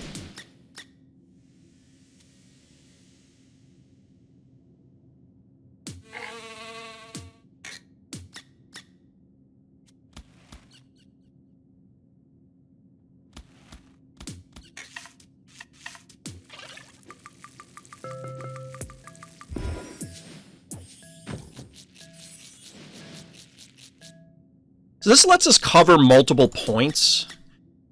If they try and dive, like say the cassowary with this, we're just going to kill it. If they kill this, it'll pull it into range for other things. This seems okay. But I felt that way the last few games, and it didn't quite work out. Set that jar ablaze. Yep. We're cooking it. We're cooking. I feel like there's been an influx of new soft pay-to-win players at level 12, 13 that know what they're doing. I guess? Maybe? I mean, there have been a number of sales, so it's possible that people have been able to catch up much more quickly than, you know, would have been anticipated otherwise. Alright, so you get the body block here, that's fair. I think we're going to get to do some cool plays this turn, chat. I hope we have enough damage. Oh, no, wait. No, we can't. Well, we could.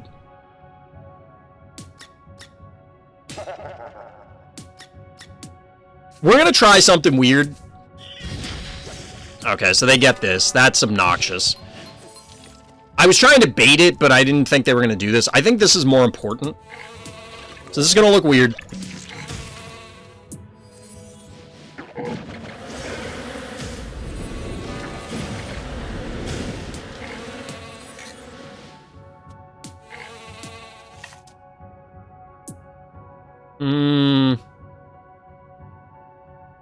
Doesn't really matter, so we go here. So we have the Jin Sting because of the, you know, the challenge play, as it were. So we could take 800 here, but he won't die. At least not immediately. We'll be a little creepy here. Get a little creepy going. A little creepage. They could come in and snipe our jar. Oh, they can't. The jar will live by 2. Oh my god, I didn't check that earlier. I should have checked that earlier. All because of that Eternal Night, yep. It could come back to bite us. My current debate is play more Phobies, which is fun, or play that other game, the Darlock Control. I mean, that's another way to have fun, Doc. If only they used a one-key Phobie, exactly. I mean, we were talking about this in Discord the other day. What is the quote-unquote best type of Phobie? Monster, dimensional, mechanical, undead. My thought was dimensional on paper, not because of the poll, but just because of the extra damage, truthfully. Like, I think the extra damage is a big deal. Our opponent still has 7 keys left, by the way, so this game is by no means over. We haven't really put much damage on them. We're going to have to fight through the rest of their army. But they've elected to leave this alive. I almost want to get my own Clinico on the board.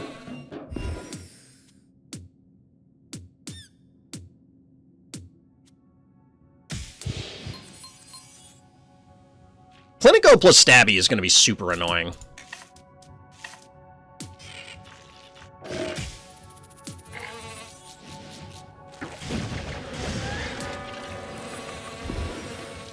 So now we have all 3 panic points. I'm tempted to roll up an Unbearable and just try and out-tank the Stabby. Get the Clinico, join the dark side. I'm truthfully tempted.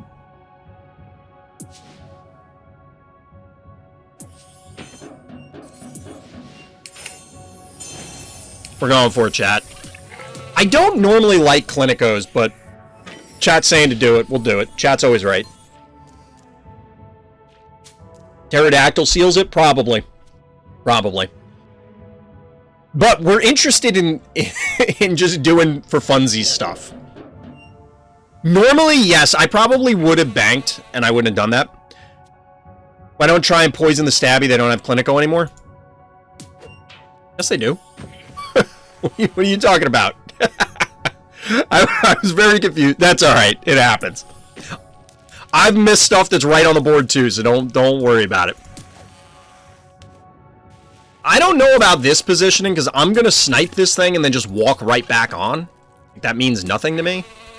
I mean, we're still going to try and poison the Stabby, I think, because we can. We're actually going to invade with this. They have no keys left, so we might as well push some heart damage. We can always just walk out. Okay, so they decide to go here.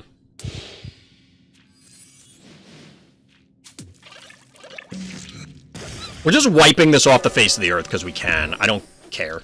We can always heal it if we have to.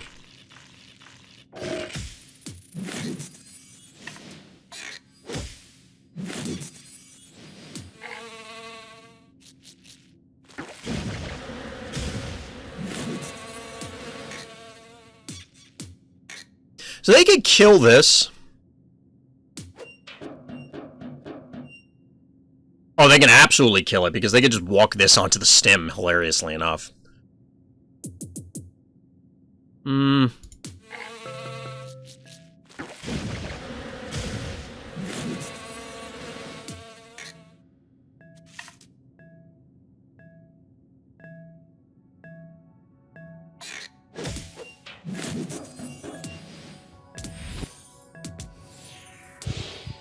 This is going to force them to commit into us. I don't know if we actually want this. You maybe even hit Stabby with the jar. We could have. We could have. It wouldn't have killed it, though. I don't know if that really matters, but, you know. Alright, so Stabby moves up, right?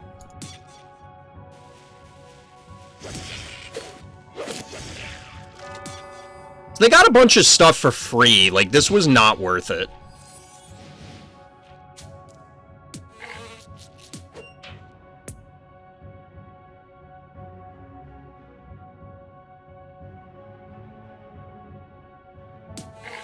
We could go Muffin, but I just don't want to. Oh, their heal is online. Oh my god. I didn't realize that. I wasn't thinking their heal is online. Ugh. That's not good, chat.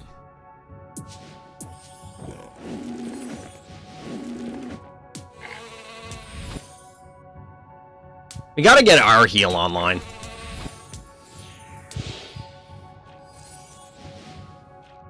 Orange Instinct would have killed it, yeah. I actually thought of that and then chose not to, and I don't know why. I can't actually explain it.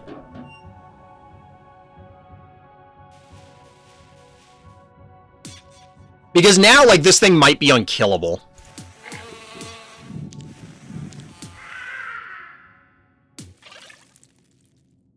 We might have thrown, chat. I might have thrown.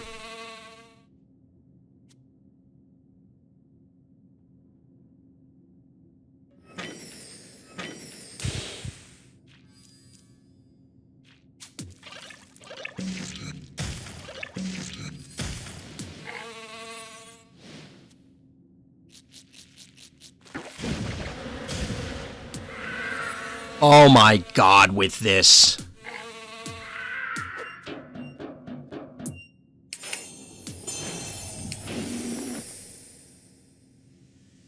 Try not to throw challenge impossible. Exactly.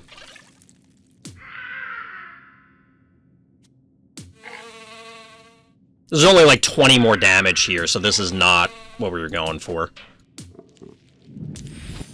I mean, we should still be okay, but... Yes, we should have covered with the Clinico. No, then we couldn't have healed. We might have lived through this, though. I think protecting it would have been better, honestly. Like keeping the jar online.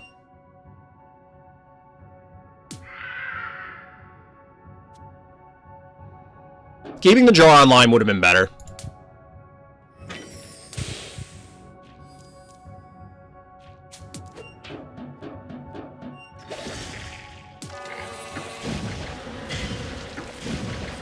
I didn't mean to do that. Oh, wait. Is it going to kill it? Oh, yes, it is. I mean, I think we're still okay, chat, but, like... I made every effort to throw that game unintentionally. Like, I was making every mistake here at the end of the game. That was really bad. That was real bad. Could have easily thrown this game.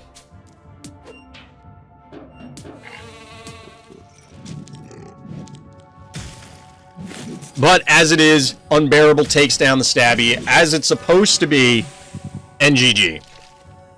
It's tough in these quick situations. Way to make it exciting. Yeah, that was what I was going for, Doc. Just trying to keep people interested. Definitely not me just tilting and being an idiot. It's tough in these quick situations. Honestly, I don't think it was that tough. I think I just screwed it up. I don't know if anybody... I've talked about this before in card games, where sometimes I have this pseudo out-of-body experience where it's, hey, DT, what's good? Where so I start the turn, right? And I've done this a lot in card games. I'll start the turn, or even on my opponent's turn, it's like, all right, they're going to do this, and then that's probably going to happen on their follow-up turn, so I need to do X, Y, and Z on my turn. Oh, but well, what about this? And then blah, blah, and I work out all the lines. Then I end up just, I'm like, okay, well, I'm probably going to do this. This is the best play. So, like, that Stabby turn where I could have killed it with Jin Sting and Jar. So, like, that turn. Then I rewind everything, and I'm like, well, what if I do this other stuff? And then all of a sudden I'm out of time, or I just, like, I don't want to say panic, but I just, like, decide to do this other thing. I'm like, but I already figured out the best play. Why didn't I do that? I've done that a lot over my card gaming career. Any games on the new map yet? We looked at the map, but we didn't play any yet. You can check out my quick 5-turn game on the new map for opening theory. Okay. Let me do this replay. Let's do this Claws replay. Ah, it's Claws against Vasey. We have, like, what are they? It's number 1 against number 3. This will be a pretty good replay. Let's see.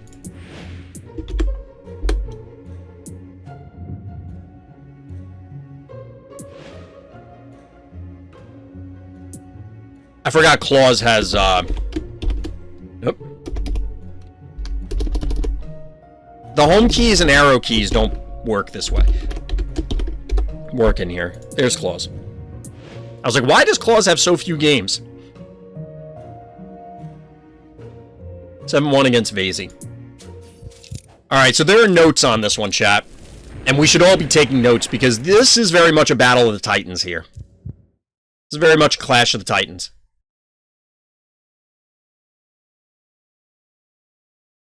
Happened to me a lot when I'm starting this game. It's called overthinking.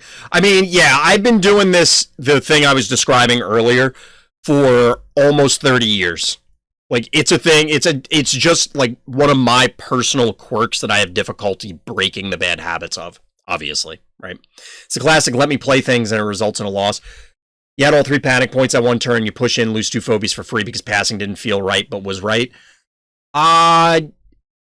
Well, the reason I did that, I think that dive was actually correct, ultimately, Roxbridge. The reason I say that is I was doing it specifically to soften up Stabby, but then I didn't continue that line of just killing Stabby, because in the way I was looking at it is if Stabby goes down, the game is over, for the most part, but Alright, so viewer game time. We got a Claws submission here. We haven't had one of those in a while. Claws right now, at the time of this recording, is ranked number 3 on the ladder, and Vazy is ranked numero uno. So let's see how this goes down.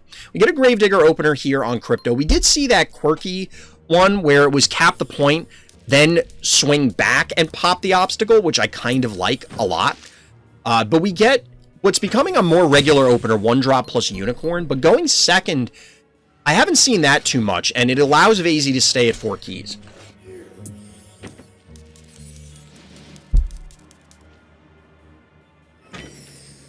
I'd say a smarter idea even on first turn, get Gravedigger to panic points and demolish obstacles. Yeah, we saw that in a replay earlier, Scrunkle, which is part of the reason I'm bringing it up. Alright, so from Claws, we get an invade by the Gravedigger. Get a little meatballage going down. Get a little spaghetti and meatballs dropping on the Gravedigger, but it's not enough to kill it, just enough to cripple it pretty badly.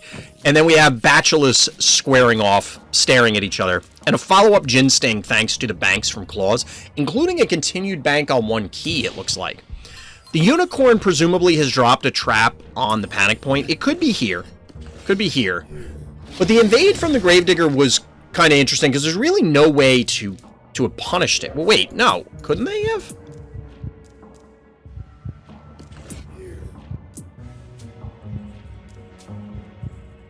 Why didn't Vazy just kill this?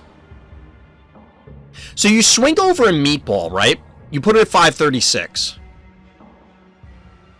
This could have come down, and like this could have killed it? Because the Bacillus started the turn on the pad. Oh no. Never mind. It started back here. Started back here. I didn't go back far enough.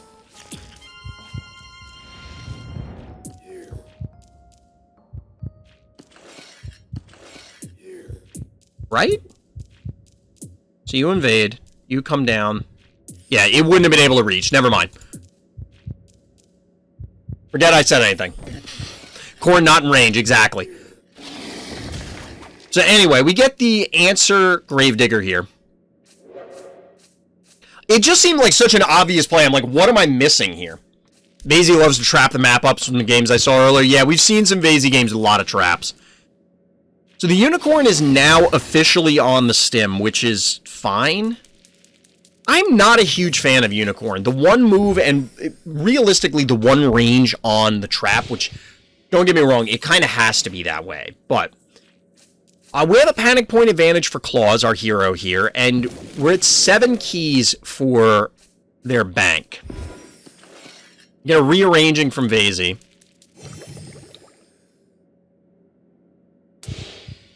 I'm not sure what they're setting up here, but presumably this is just they want a bank. Oh, chat. Chat. Do you see what I see? Do you see what I see? That's an oopsie baby. You may not have seen oopsie baby before, but oopsie baby, 1 move, 3 range. So this was our first 3 ranger that didn't have lobs, but it also has a 3 range damage debuff. Damage debuff, crybaby. This is going to be interesting. I have honestly never seen oopsie baby in game. Just look at that. Yeah, the head spinning is creepy, but you say in the attack animation? What stress level is oopsie baby, chat? DT is hanging out. I know DT knows this right off the top of their head. The ability is super good. The ability seems real good. Real good. So we get an invade from Vazy in the meantime. Unafraid of the oopsie baby. 5 Phobies, but obviously the Bacillus is going to die. We get the challenge play like we saw in my previous game. Gets the pull forward. The ability is dubiously good? Really? I haven't seen oopsie baby enough. It's level 60? Okay. So we're going to see the same thing from Vazy, get the challenge play going, trading panic points back and forth. And we get a block. Now, given that there's still a live Gravedigger, the block isn't that relevant. Oh no. We were talking about this earlier. Yeah, it's Vazey's go-to. The signature Vazey. Classic Vazey. It's Chuck. Hold on, chat. I need to get this just for a second because this will be the thumbnail for this video. This will be the thumbnail for the video. The cooldown's really short. Cooldown's a 2-turn cooldown. That's actually not bad. And it's so far away. On this map, you know it's coming? Absolutely. I mean, Vazey's been... Wait, timeout. What? Chat, what the hell is this? Alright, we get a little Jin Sting action. Get some oopsie baby. Good lord, what? Oopsie baby obviously is powering down the unicorn. That is wild. See, we get... This is something relevant with the... This would actually be a cool thumbnail as well. But looking at the Oopsie Baby range, this is similar to Attractor, Inoculus, Repeller, the new Aliens Phobies, because they have 3 range, but not have... Because this came up in Discord. Which, by the way, hit up the Random Thoughts Discord in the description of this video. Get that shameless self-promotion in here. Oopsie Baby legit said feeling like a lighthouse today. Look, you gotta do what you gotta do. But yeah, this... It bends around the obstacle here, for lack of a better way to describe it. So we get the broken obstacle here from Claws. I'm not real clear on why that happened. I guess it just opens up the line of sight for the Oopsie Baby, which I just noticed, like, the bugs are crawling around the Oopsie Baby as well.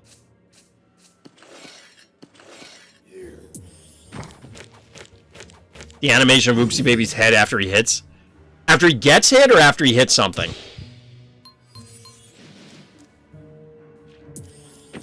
So we get a yoink here. Get a little yoink action and some newly deads, and that is the army that is going to have to win Claws this... Wait, what? Hold on. We're seeing the attack animation for the first time. We'll worry about the newly deads and everything else later. We don't care about that. That's not important right now. Oh my god. So Oopsie Baby is filled with bugs. What? What? Is this thing actually Oogie Boogie from Nightmare Before Christmas? Is Oopsie Baby... Surprisingly, we don't have an Oogie Boogie-esque character. I mean, I guess all the undead are. They're all kind of stitched together. But they're not filled with bugs. But anyway, we get a 1-drop. Vazey still has 5 keys left. So, I'm going to pause here and read what Claus said. Because I don't think I said it at the beginning of the game. A game with no hopes, but made a comeback. Due to a level 10 Chuck and also on Crypto, I was hopeless to win this one. Lose the Spider in a super silly mistake. Made the comeback thanks to Oopsie Baby. Don't know how. LOL. So I think we're closing in on a lot of those moments. Now the Chuck backed off because Oopsie Baby's cooldown is probably up by now. It's about to be up. But it's more likely, I guess, from the Spider? Because the Spider was here, so it could have gone in yoinked. I mean, Oopsie Baby's out of range. But I think this is where the Spider dies. Invade from the wing. Yeah, and that should do it. That should be a squished Spider. Yeah, Spider dead now? You are correct. So you get a cat follow-up. This actually does... Like, I don't know how the hell Claus wins this. How do you win this, Claus? So obviously the Murder Wing pays for its sins. The thing is that the... okay, so we get a hit going down here. That's going to eliminate it. Got to get out of range of Chuck on the stem, quite clearly. But obviously the newly dead's going to die. And the cat comes in. And Vazey still has 4 keys left. 4 keys. And a jar. We got all the lobbers, chat. Well, maybe not all the lobbers, but a lot of lobbers. All the 3-range lobbers. Yeah, it's the Oopsie Baby sound. Where it's like that bell noise. Claws has been constantly using a lot of bugs right now. Spider, bees, oopsie baby. Fair. Get a little repositioning, but the panic point advantage, of course, is in our orange player's favor. They are out of keys at this point. And we see Chuck aggressively going after oopsie baby. How much health does this have? A mere 996 remaining, only 1,500 to start. Now, the oopsie baby can fight here, and the Spud can invade, but, like... Oh, we get the power down. We get the lighthouse action going. So, this is going to do 100... That's still a fair amount of damage. I mean, it's not, like, impressive amounts. Yeah, that ding, if you just heard it, is the oopsie baby. So, the oopsie baby can at least stay in range now.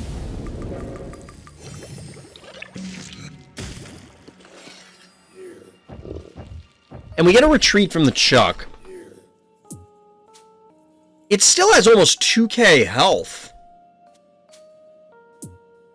Vasey must make an egregious mistake if Claws pulls this back, because, like... You could literally sit here and just do nothing, right?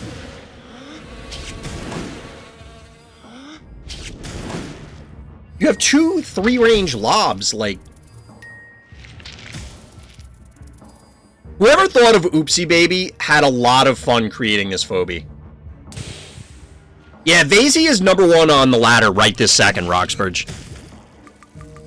We were looking at that earlier. Oopsie Baby be like, Skype call alarm notification? Oh my god, you're right. Oh my god.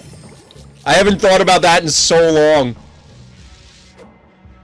I guarantee there's going to be a bunch of people on YouTube being like, what the hell is Skype?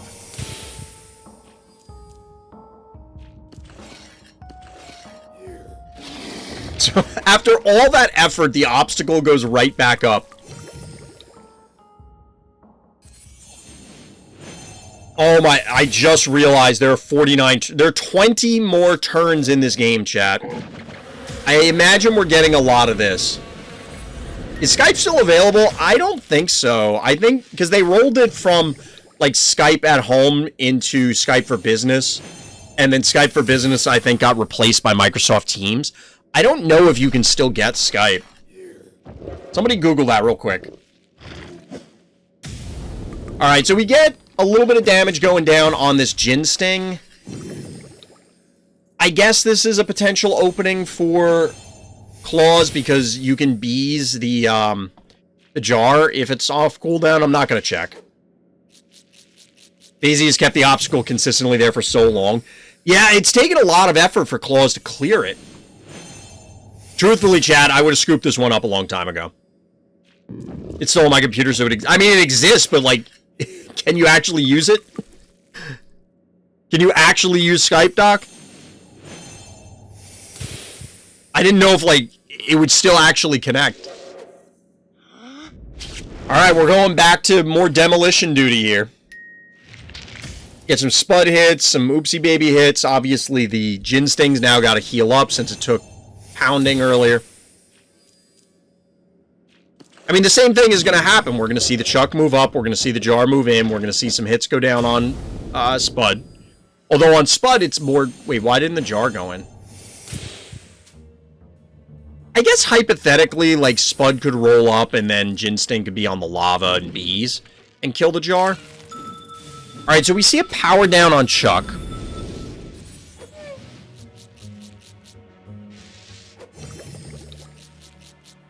And we've, at this stage, Claws has had enough. It's time that something has to happen.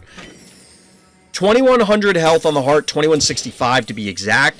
Panic point advantage blue. We're going to get a bunch of hits going down on the Gin Sting. 1400 health. So this was doing like 179. This would have been 566, like 711. By the way, this cat has not moved, I don't think.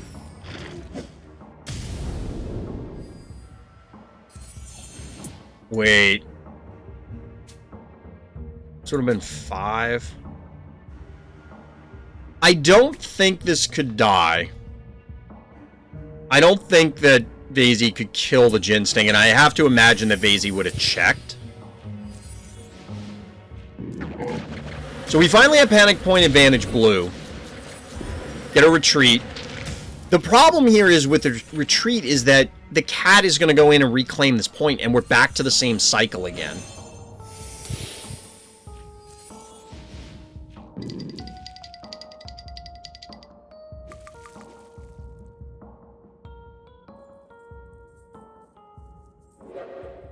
So,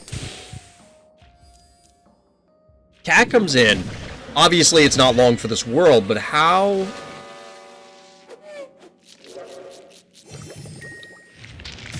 And we're going back to demolition, but I guarantee that Gravedigger's ready to drop another obstacle. Now, the Gravedigger's been getting beat up, just chipped away over the course of this game. 10 more turns. 9 more. We're getting there. This game is wild. Like, I would have surrendered 20 turns ago, and then 15 turns ago, and then 10 turns ago. Yeah, that I knew about, Doc, that it was discontinued. I guess the personal Skype is still live, maybe?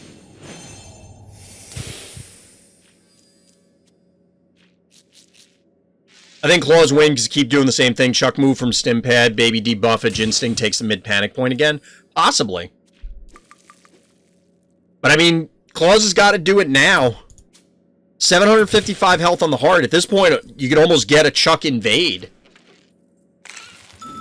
So we get the power down here. We get the Ginsting and invade. Get a little damage going down. This was so intensely patient from Claws. It's incredible. Oh, the trap from like turn 2, roughly the Cretaceous period. That trap went down.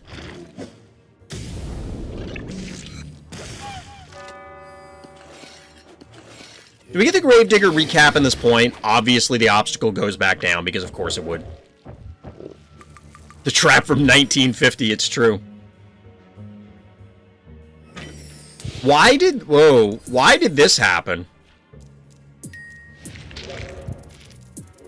Like, this turn made sense, right?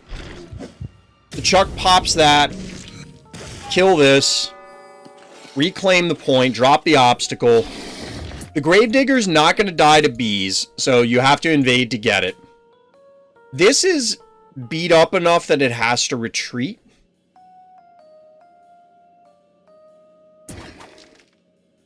Although I don't know that it matters, because the 2 of these could collapse on it. But, like... I mean, maybe you don't send in the Ginsting, but I have no idea. Why did the jar come in? To body block? Roughly from the Cretaceous period got me. Nice. Like, I don't... Am I missing something, chat? Maybe chat can point out. Why did this happen? I don't know that it matters at this stage.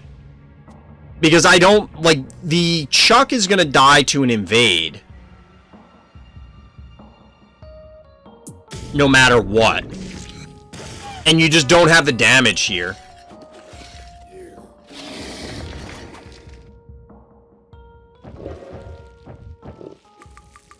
As Vayze, I'm saying. Like, you're not going to kill Ginsting and Oopsie Baby with a powered down Chuck and a mostly damaged Gravedigger. Does the heart die this turn if he does not? No. I don't think so. It is pretty low overall. He must have thought the buff Ginsting wouldn't kill Chuck in one hit. I mean, you needed the Chuck to kill the... Well, you can't leave the Spud there. But this is an incredible comeback from Claws, so shout out to Claws on this one. This one is bonkers.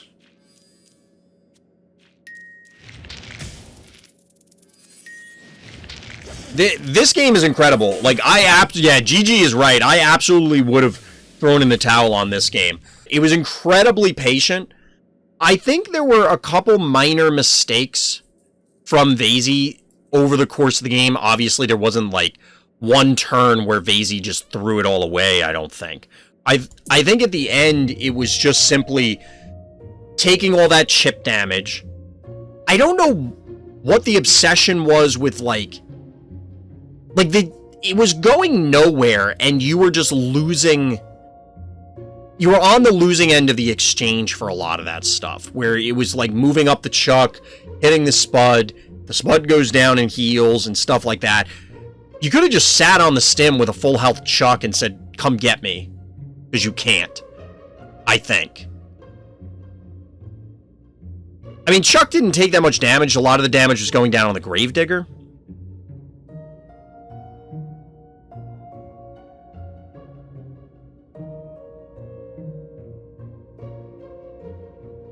I was lucky the Gravedigger put the obstacle there, otherwise Gravedigger could have gone for the heart.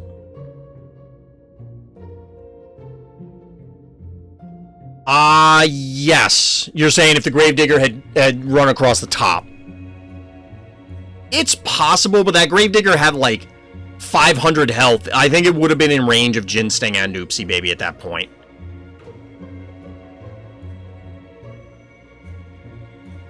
I mean, it's possible, but then the Claws Jin Sting would have been stimmed.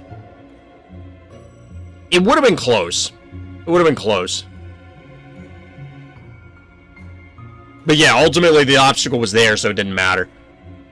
Pretty sure Vazey calculates Chuck didn't die from one stimmed Jin Sting attack. Could be. Could be.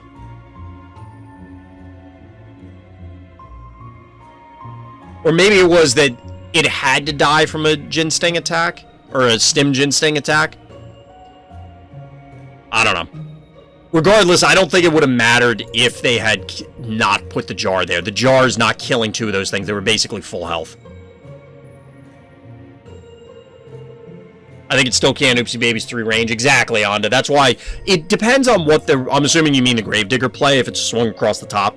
I think it depends on how much health it had. I think it depends on how much health it had.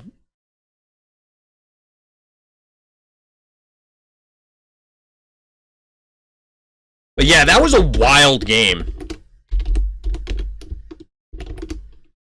Like, that was absolutely... I would put that in the highlight reel, but you need, like, the whole game for context. I feel like I could put it in the highlight reel at, like, super speed. Like, 4 times speed, 10 times speed kind of thing. I just got a level 8 Blondie. I never play it, but I'm gonna have to start. We had a really cool... Were you there for the Onda Blondie play against Beauty? And a bunch of other stuff. It was bonkers. It was bonkers. Alright, chat. I want to play one more.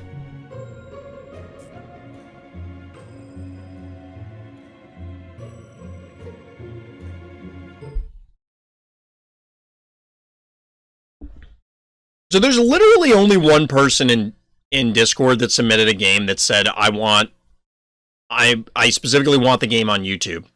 Oh, there's 2. There's 2. The thing is that, like, I'm gonna put the reviewed games on YouTube eventually anyway. The only advantage for me is I could hypothetically do them offline. I don't know when people submit a game and they go Twitch or YouTube. Does that mean, like, if I only do it on YouTube, are people gonna be upset? I don't know. If we're gonna get this patch, depending on what this patch is, this may break a shit ton of replays. I just realized that. There is no shot I'm doing, let's see, there's 1, 2, 3, 4, 5, 6, 7, 8, 9, 10, 11, 12, 13, 14, 15, 16, 17, 18, 19, 20, 21, 22, 23, 20, 24 games in waiting right now. Oh, we're on Phobos. We're on the new map. We're on the new map. Chat, what do we do? What do we do?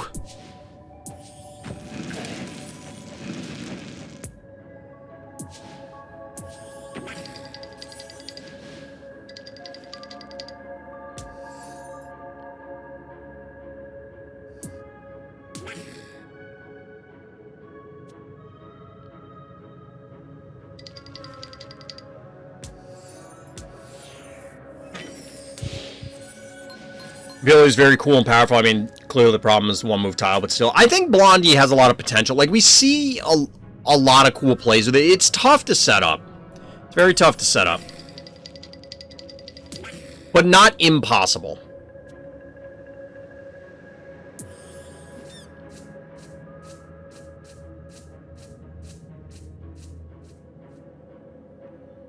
That's a word, it has potential.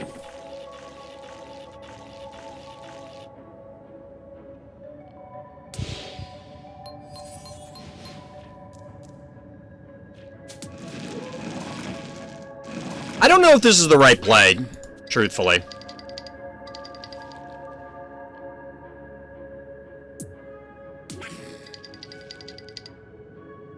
This prevents it from getting crapped on by the murder wing.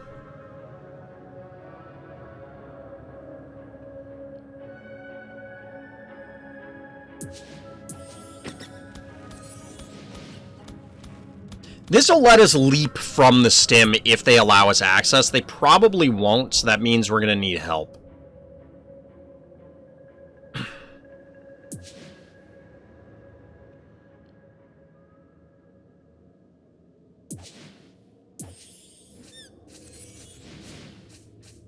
I don't want it there because it's going to get spit on.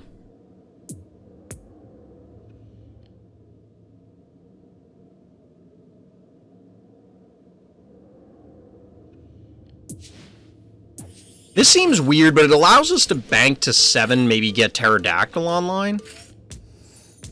I don't know. This is weird. I know chat was talking about, when we were talking about the map earlier, together, we were talking about breaking this, these obstacles here, which I do want to do. But I don't know how much it matters. So what's funny is an attractor could, if you break this, an attractor could sit in front of the heart and yoink something off the stem.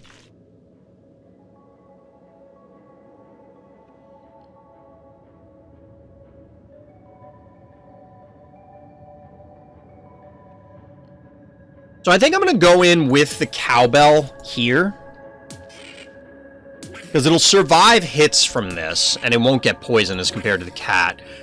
That means that Snowball can come back here.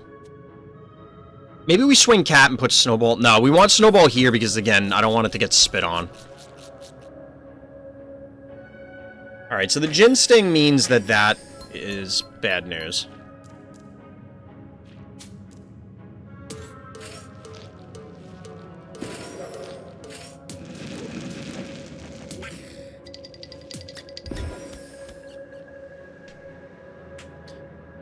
The cat is really just a body block, so that way we don't have Gin Sting getting easy access here. This can hit 3, 6. They should not be able to cap this. Cap the center, like the stem, like get Gin Sting on it.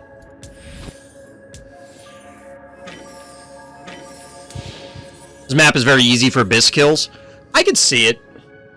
I do want to try and get Ramboline online, but there's like, this is the first game on the map. There's so many different lines that I want to try.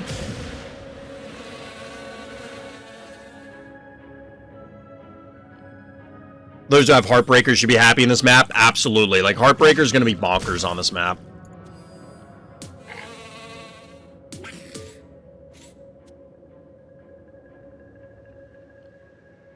So you put the cat here, right? Oh, you do that. That's fine, I guess.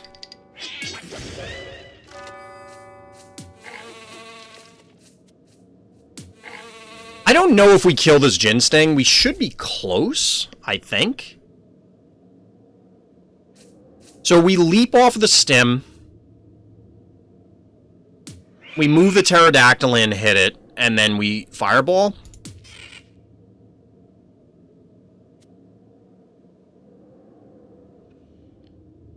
I think.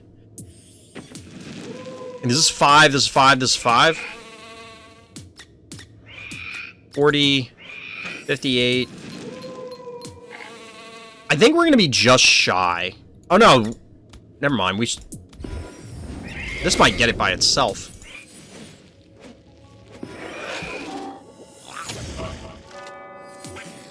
Yes, it will.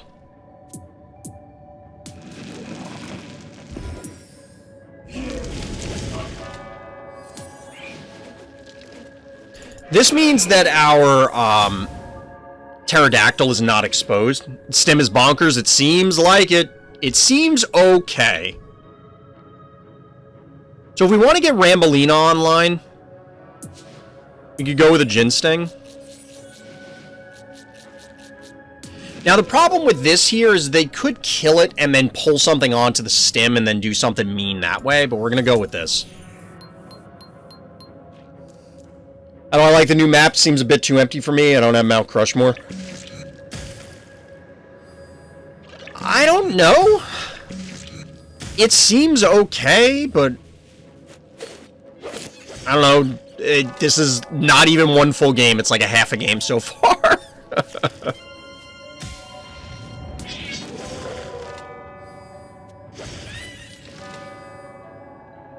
So we traded Cassowary and Snowball for Gin Sting and Cat.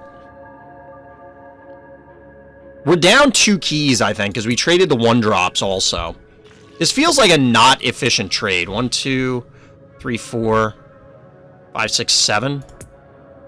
Or 5. Yeah, we're down 2 keys. This was not good. You fell asleep? I've been told that I have a very nice voice to fall asleep to. I have a plan that I think will be OP for this map, and I'll hold my secret until I make it work. Fair.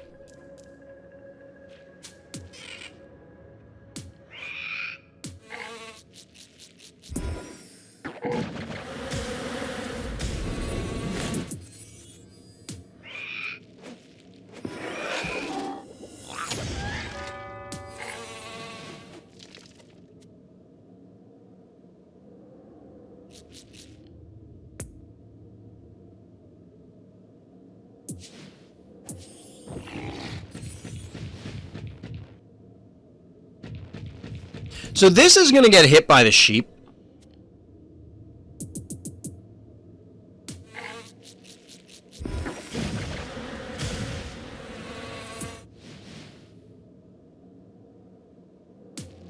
Six, 10.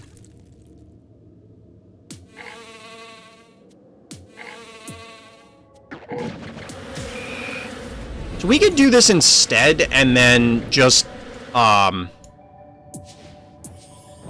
wait, what?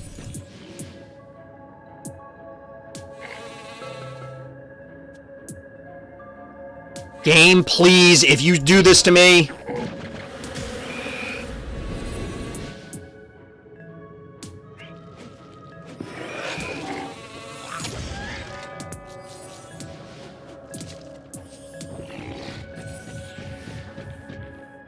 Oh my god. I thought the bees would get it, and that's super frustrating. I don't think they can kill the pterodactyl, but I really wanted to get the murder wing, and I was busy trying to explain other stuff and then just lost track of what I was doing. Okay, so they're not going to go in with sheep. That's kind of bold. I mean, yes, I'm going to kill it, but, like, the whole point of sheep was probably to connect with this thing. Honey bear potential in the middle. I could see it. Okay, now all I remember is the CATMADD gameplay. Fair. Tell us. Oh my god. I haven't seen that meme in a long time, Honda. That was a long time ago, that meme.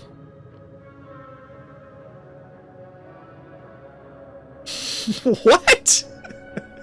I mean, honestly, I was talking about it earlier. I could see this map being about the outsides. You know, and swinging around. Because with the way they're moving, like, they could funnel this way. And I can't really defend the heart incredibly well.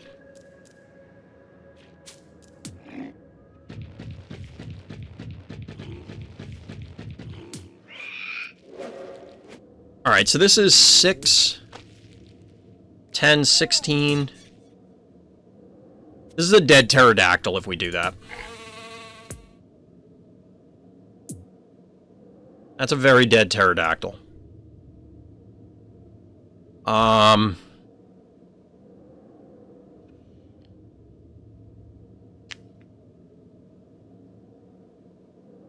kind of want to get a poll online.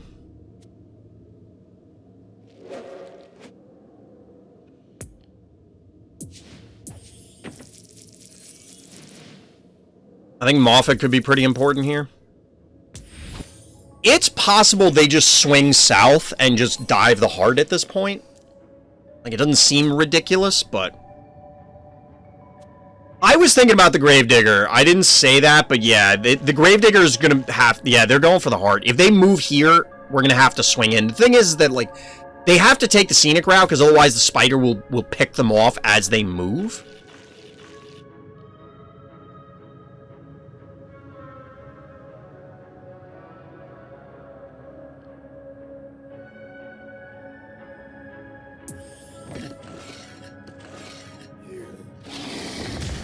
Alright, so we get the break on their side. That makes sense. We're gonna yoink the sheep. And then probably die for it. Okay, we won't. If they leave the sheep there, I'm taking it. But I don't think they're gonna let us do that.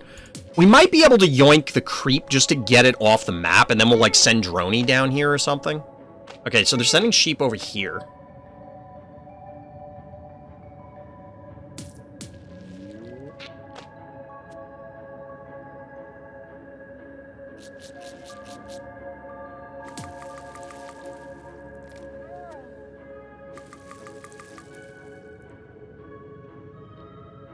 So I think we can kill this Jin Sting.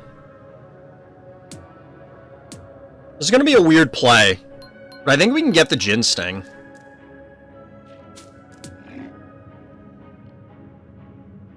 No, maybe not. Oh, this is not a viable tile back there. I thought it was. Because I thought we could go back here, boop it forward, pull it. But that doesn't seem to be possible.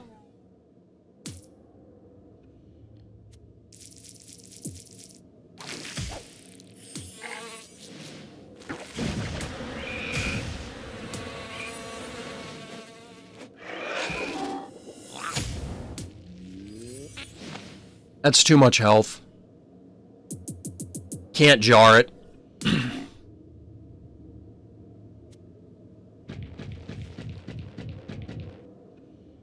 Can't quite do it. So I think we do need to open this up in all seriousness.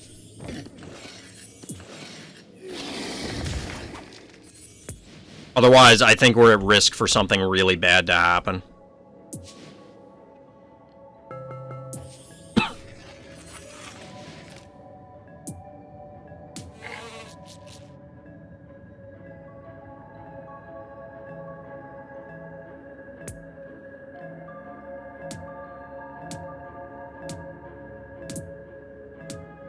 I don't know the banking here is really what we want to do, and honestly, I probably need to pull the pterodactyl back, because those two things sitting on our heart are going to be problematic. I don't think there's a way for them to box in the Rambolina. You can get a hit on it, but I'm just going to run away and then, like, force you to send something up there, which will obviously be the Gravedigger. I think if you boop the heart, the Matic Jin Sting will fall into the abyss. When it was here?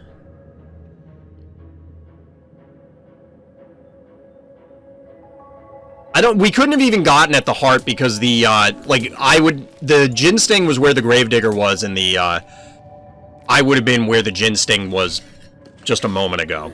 So, I was on this north tile, I couldn't hit it.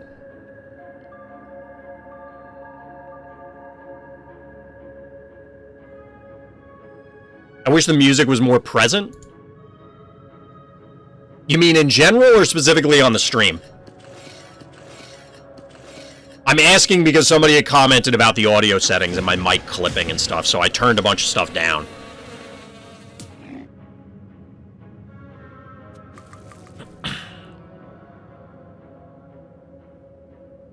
Background music in this map is different. Yeah, it is kind of subtle, too. Alright, so I'm glad I didn't... Oh, we only have 7 keys left. I didn't realize that.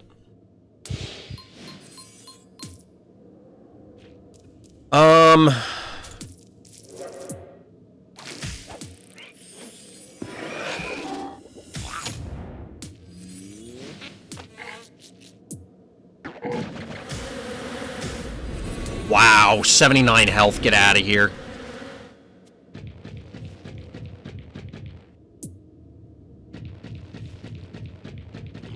They can claim those top two.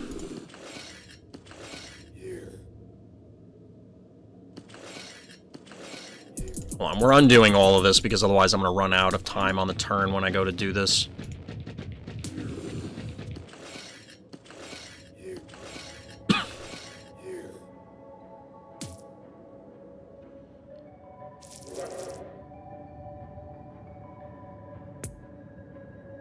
They have 8 keys left.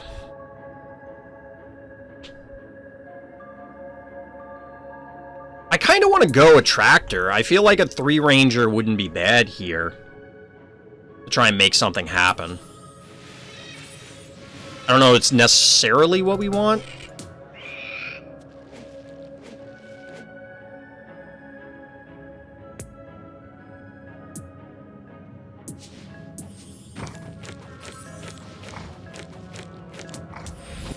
The problem is this Gonzo Bonzo is scaring me. That's an Oculus, not a tractor. Did I say a tractor? I meant an Oculus, obviously, but I may have said the wrong thing. Clearly said the wrong thing, or chat wouldn't be saying it.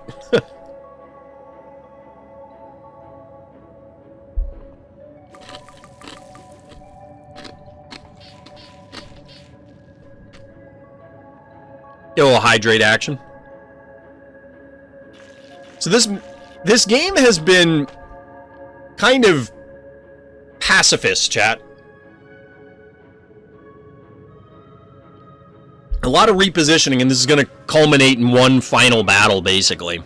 I mean, there'll be some stragglers left over, but basically the game will be decided. Essentially, the game will be decided momentarily.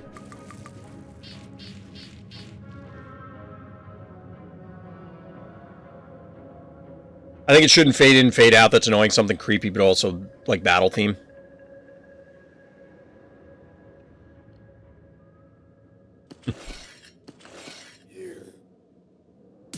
I'm surprised they didn't take this point with the Gravedigger. Because they could have moved up, popped this obstacle, which is clearly what they're trying to set up for next turn.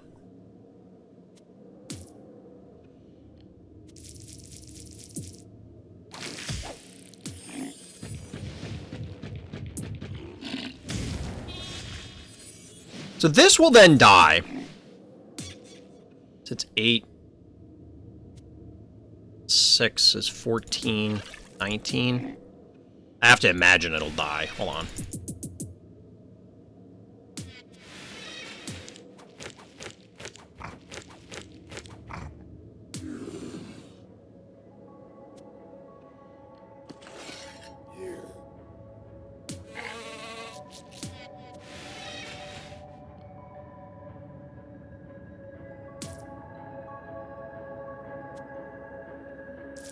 Can I just kill it?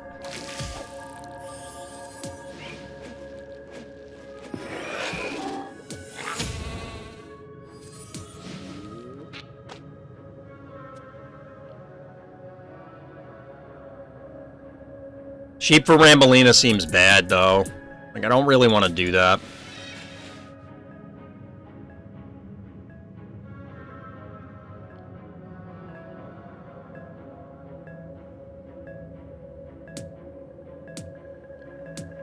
I think I just...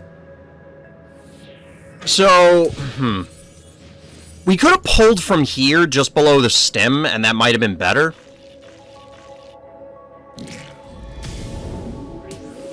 This was kind of expected. I doubt we can tank through the poison, but I really just want to get this in and in the mix. We have a slight panic point advantage for now, but, like... They still have 6,000 health.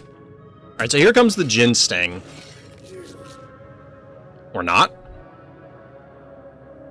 Again, they could have done that last turn.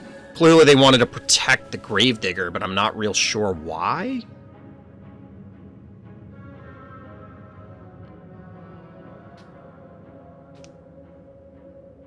The Gonzo Bonzo is just super dangerous.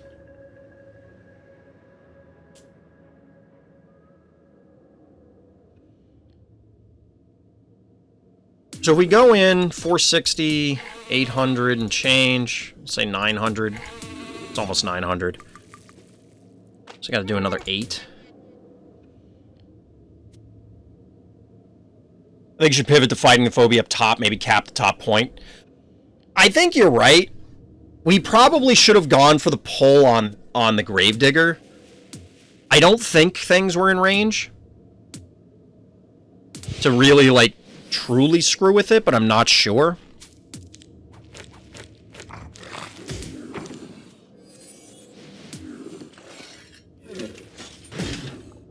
Oh my god, it didn't die. Get out of here.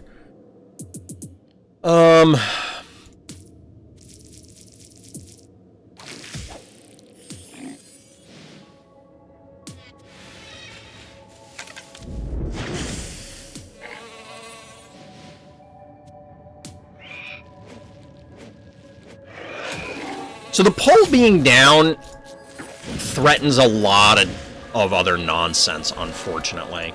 Or allows for other nonsense, I guess is the better way to put it.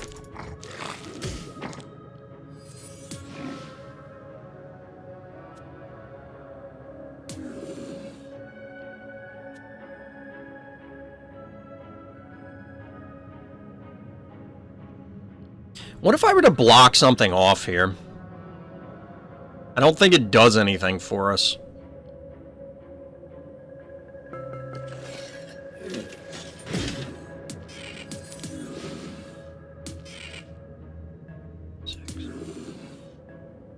This is a dead Gravedigger.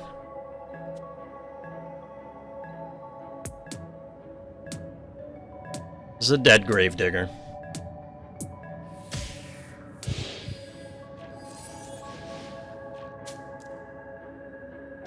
Now I can get the sheep, though? Can I? I mean, without the pole, I'm never getting on this sheep. They still have 8 keys left, by the way, in case anybody didn't know.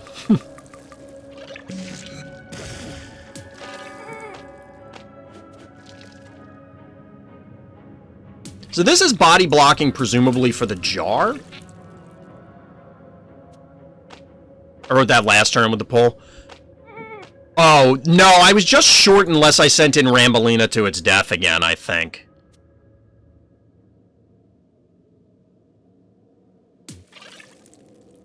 Well, actually, no.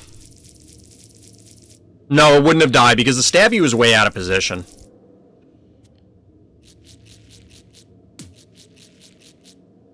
The Stabby was way out of position for that to be the case. Now, we could hypothetically dive their heart, honestly.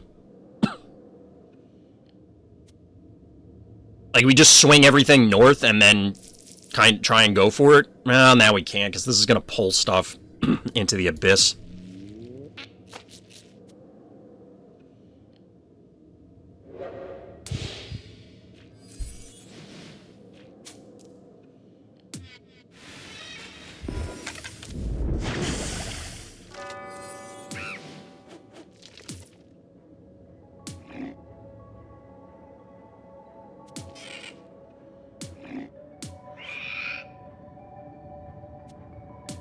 Six, 12, 13, 14, 15, 19. No, I don't have pole because I used it on the, whatever the hell I used it on last turn.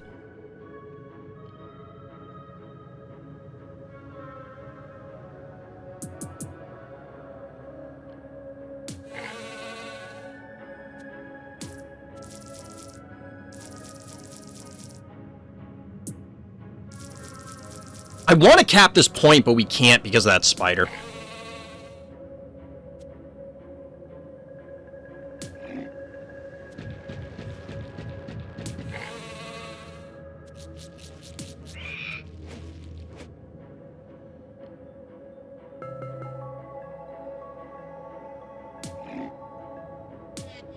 I'm trying to body block for this. I think this is safe. We could droney, but I'm trying to save for a muffin or a... like, muffin AWOL or a Flopsy, which Flopsy needed to, like, be on the board already if we were gonna do that.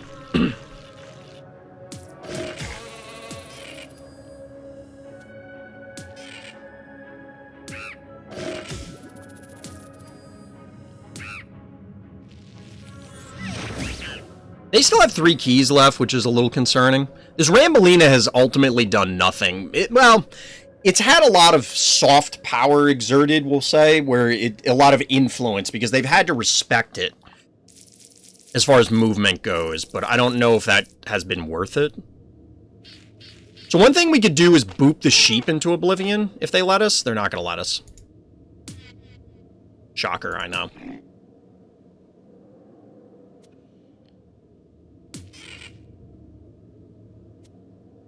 So they've evened the panic points, but that's it.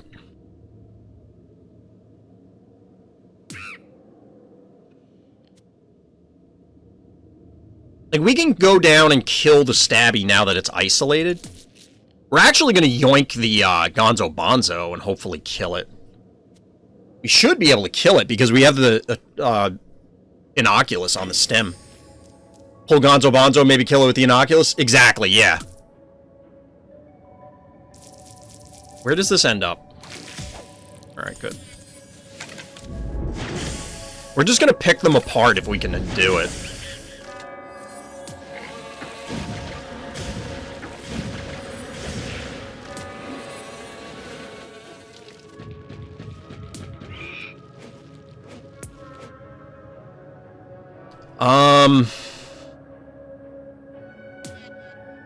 I mean, we're not entirely out of the woods. We're in pretty decent shape.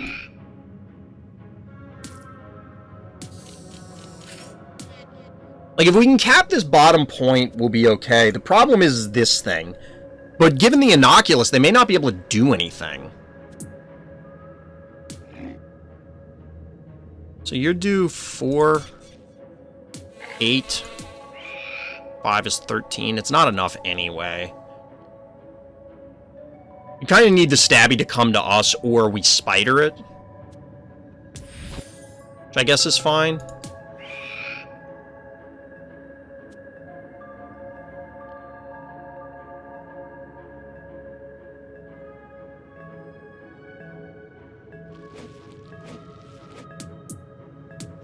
We're moving this because the spider could yoink it. I don't know if they can kill it. I think it's unlikely. No, it's possible, because it'll end up here. Possibly. No, it would have ended up here. Spider was here, you pull, hit, hit. This wouldn't connect. I don't think they could kill it. I don't think they could have got it. Alright, so we have to move the Inoculus now.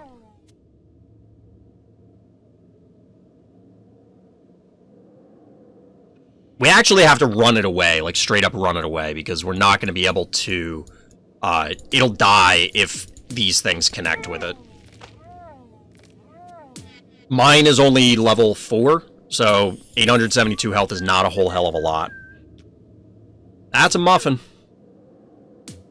Their forces are still healthy, so, like, this is not impossible for them to do this.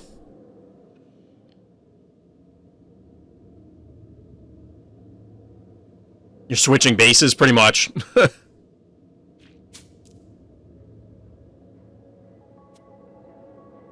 The problem is if I leave this, it dies. Like, the Inoculus dies if I don't move it.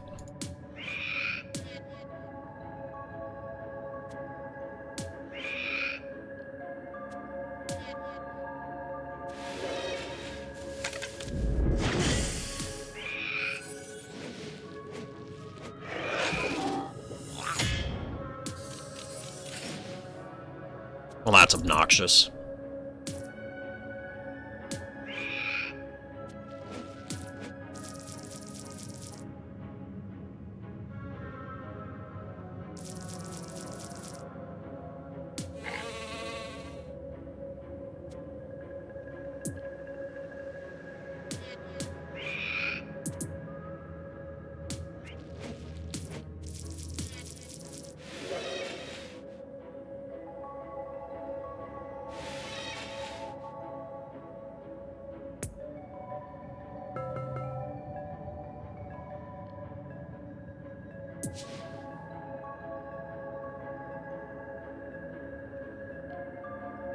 I'm gonna regret this.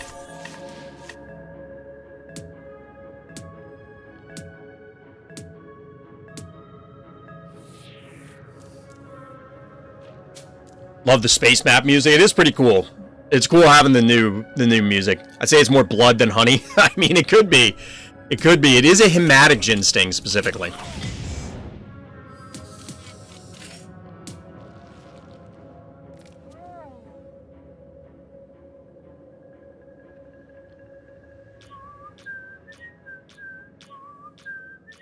Blood and honey. So we might be able to... Oh, no, we can't yoink their spider any longer.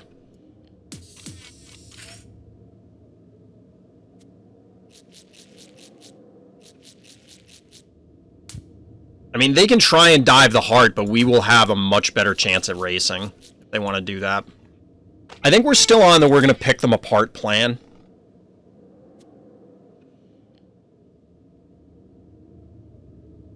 Hematic instincts, bees collect human blood. That would actually be terrifying. That would absolutely be horrifying.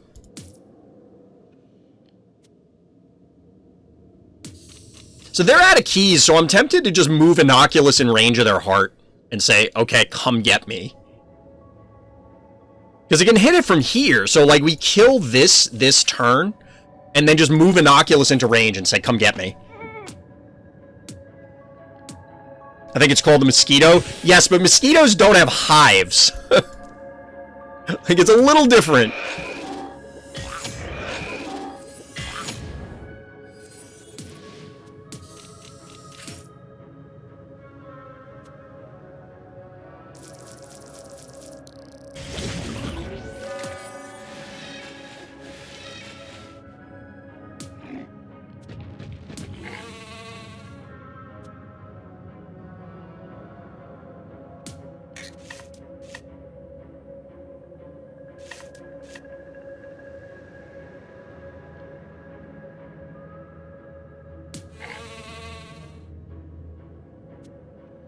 Stabby just chilling, watching. Stabby's just, like, out here living his stabbiest life.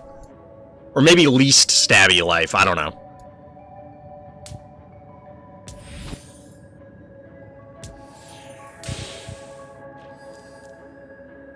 Stabby's getting one hell of a view, it's true.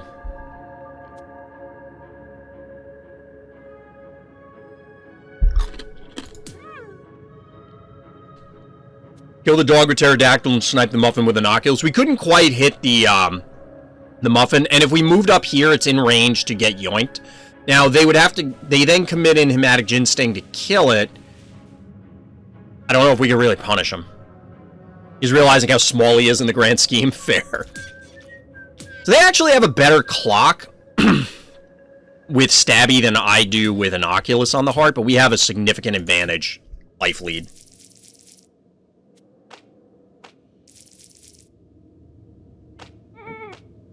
And the great rearrangement game here. I think we're going to slide Flopsy back. Or actually, we could cap this with Flopsy, and I don't think... I mean, they could kill it and then move in with the Muffin. That would be obnoxious. The safer play is to take this back one, because there's no real way for Stabby to both kill it and kill it.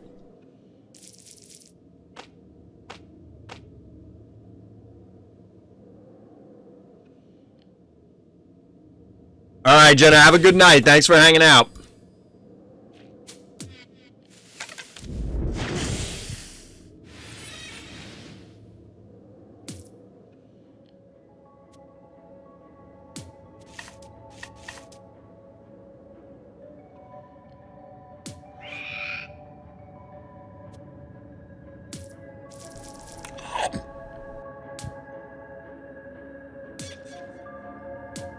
So we can recap this.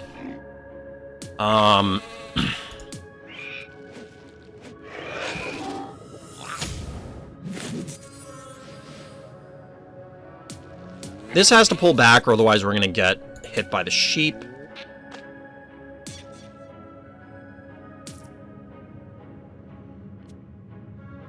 If we go here, that can get yoinked.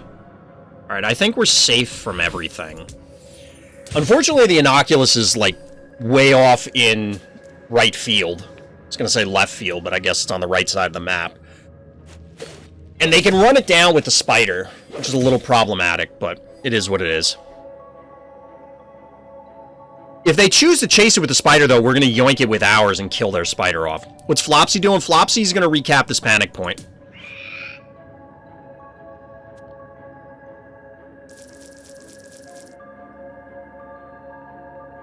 Oh, actually, they could go here.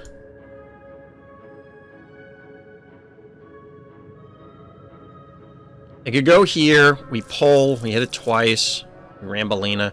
Well, actually, we could pull and then boop. We could pull and Rambolina boop. Which is what I think we're going to do up here.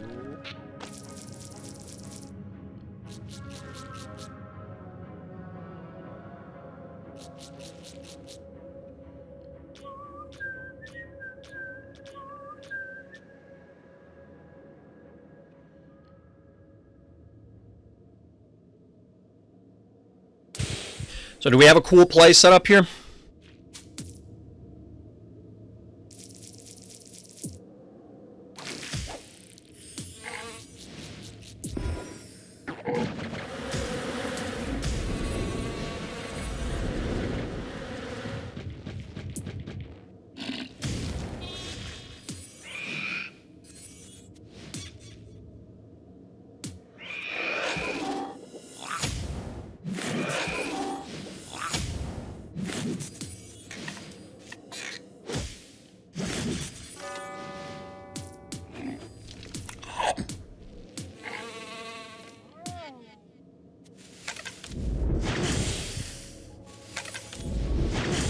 I don't know that this is what we want, because this is going to die.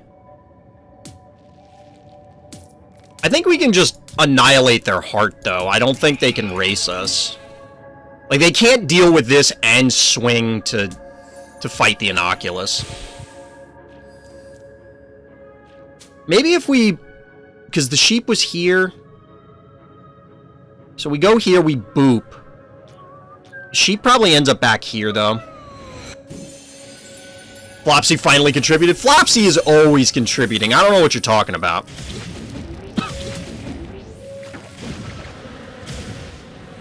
The hand is just burrowing in the beard. It's true. My wife is telling me that I might have to cut it. And I told her, I don't know how chat would feel about that. I swear to God, that's honestly what I said to her. I said, I don't know what chat would do if I cut the beard.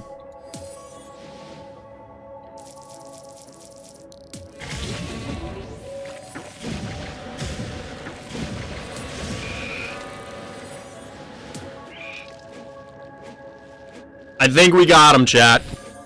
Marathon game, but I think we got him. I don't know, chat. And YouTube, let me know if you'd still hang out if I didn't have the beard.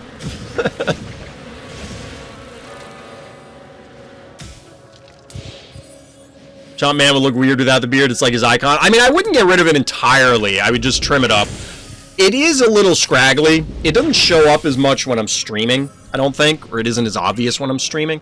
But it could definitely be trimmed a little bit, we'll say. GG. First game on the new map, and we take it down. You love to see it, chat. You love to see it. GG. That was a marathon game, but I absolutely agree with people that it seems as though this is kind of bonkers with controlling the controlling the main stem. All right, chat. We're gonna do a game breakdown, maybe two. Maybe two. We'll see. It's getting close to quitting time. We'll be back tomorrow. We still have a ton more to go through. We're going to be playing some more games, see if we can get stuff going before the patch comes in. Hopefully the patch doesn't break anything. But if this is what we're assuming is going to be the balance patch, and there's no signs that it is, we're just assuming that, we may have some broken replays. We'll see. All right, player. Have a good night. Take it easy.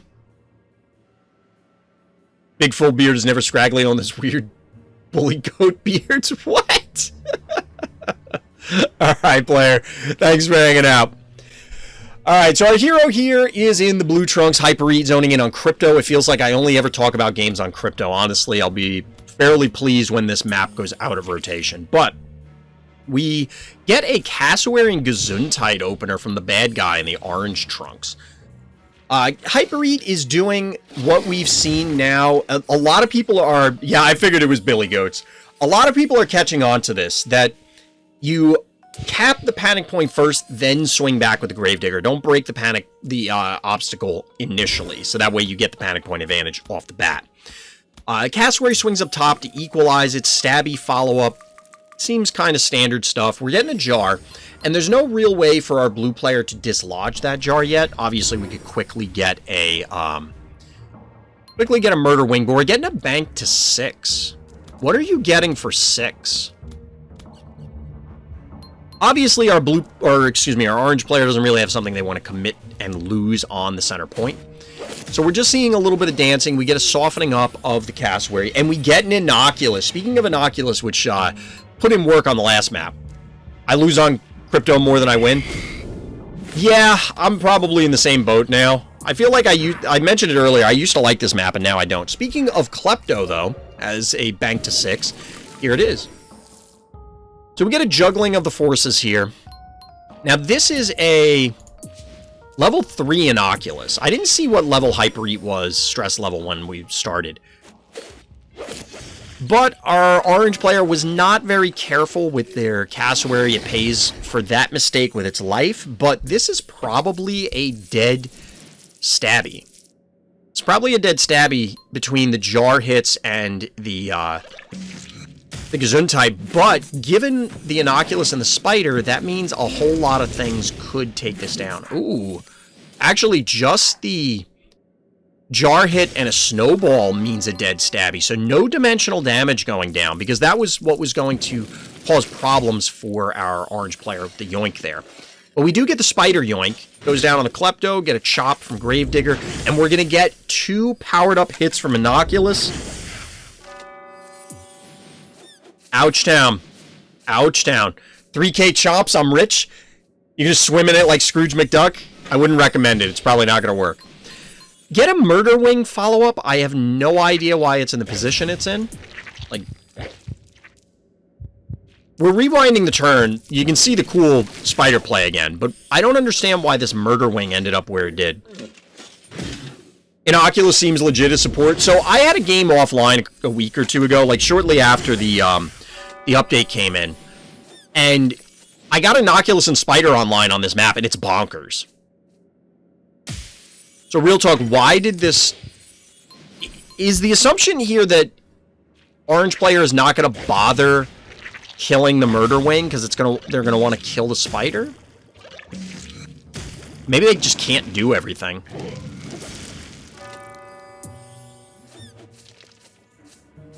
Unfortunately, this murder wing can't actually get in position. And obviously, no fireball available from Snowball. That Snowball's dead. Oh, no. Wow. This is a... We gotta do it from here, chat. So we see the setup here.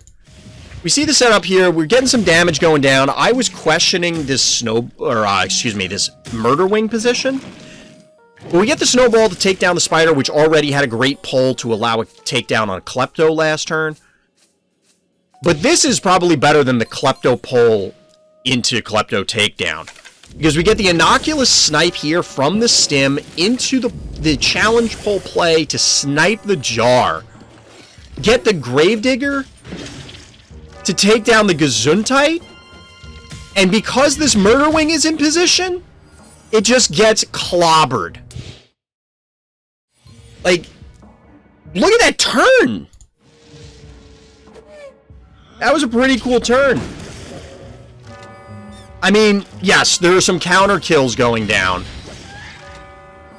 But this was pretty busted. This is a pretty strong play. That was a very full board into a very empty board very quickly.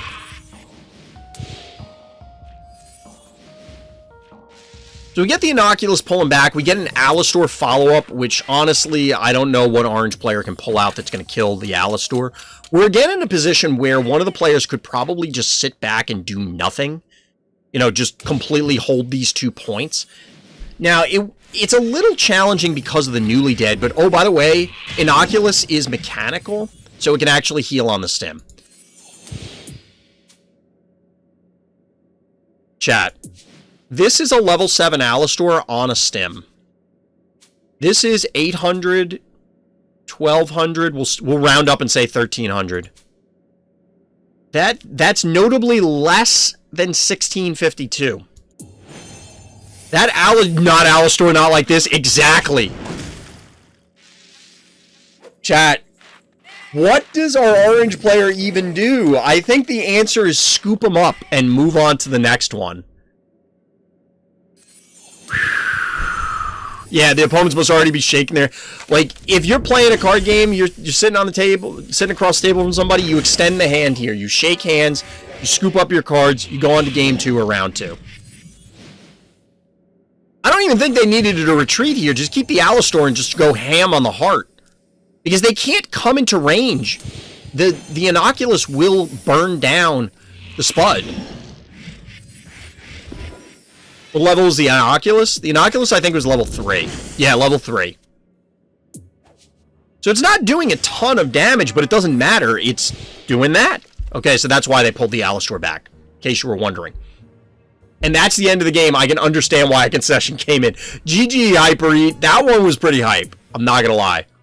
That was pretty hype. That's a pretty solid game. That's a pretty solid game. This game goes to show how OP the new Inoculus Phobie is. I just got him for like 1 battle ago. He's already level 3, but I managed to defeat a player with an average of level 10 Phobies. That was a very well-played Inoculus. I mean, we were talking about it earlier. I have some reservations about Inoculus, but still, that was busted.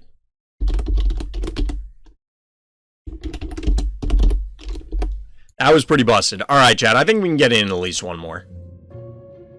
Consistent damage. If you can set it up, if you can get Inoculus into, like, a turret position, you will just shred your opponent because it's range 3. It's a really powerful jar. It's ridiculous. But it is pretty soft.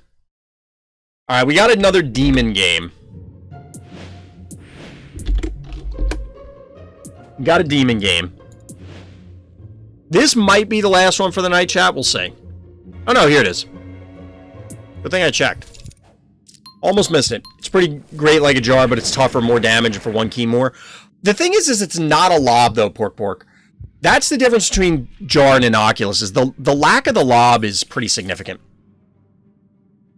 That level 3 Inoculus is like level 7, 8 Hevo damage. Is it really? So, our hero here is in the blue trunks, starting with a Gravedigger. Oh, no. Had to do it to him, chat. Oh, no. Had to do it to him. This is the terror of the low ranks. I don't know what stress level Demon is, but this was absolutely a play on this map that I thought was incredibly cool.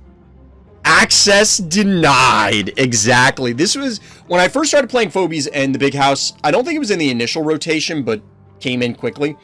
And somebody, either I did this to someone on another map or I saw somebody do it. And then I'm like, hey, that would work really well on this map.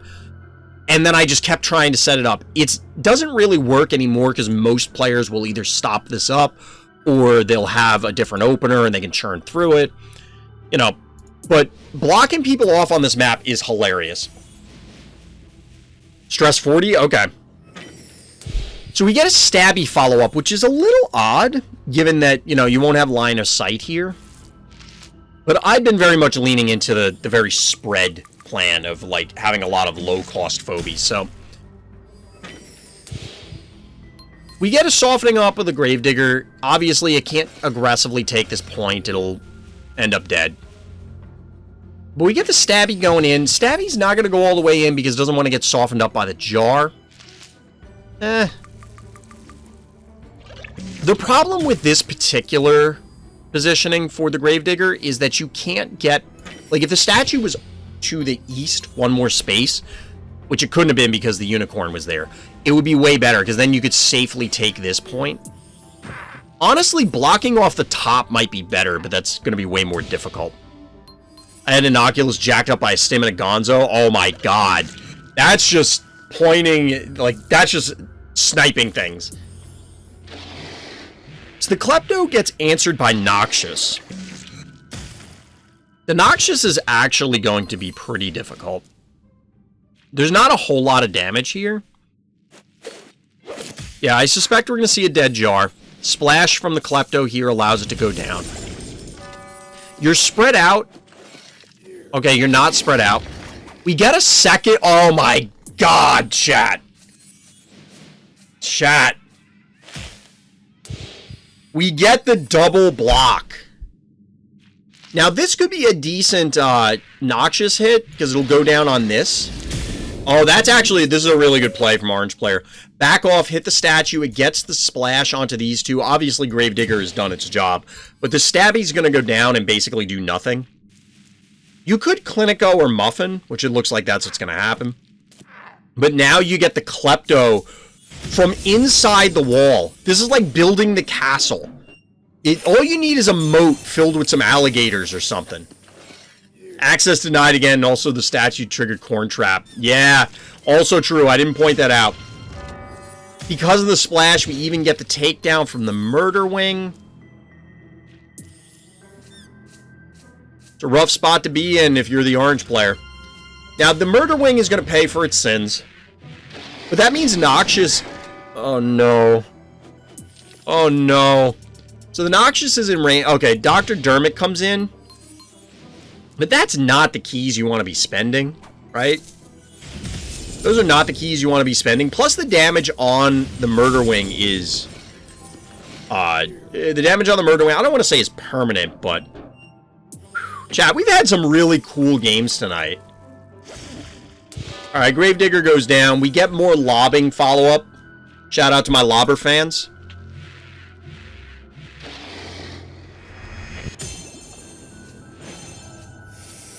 This heal animation from Dr. Dermot is so weird.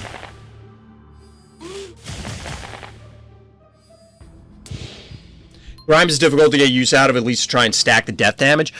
I think a lot of people probably get trapped by going overboard with it, honestly.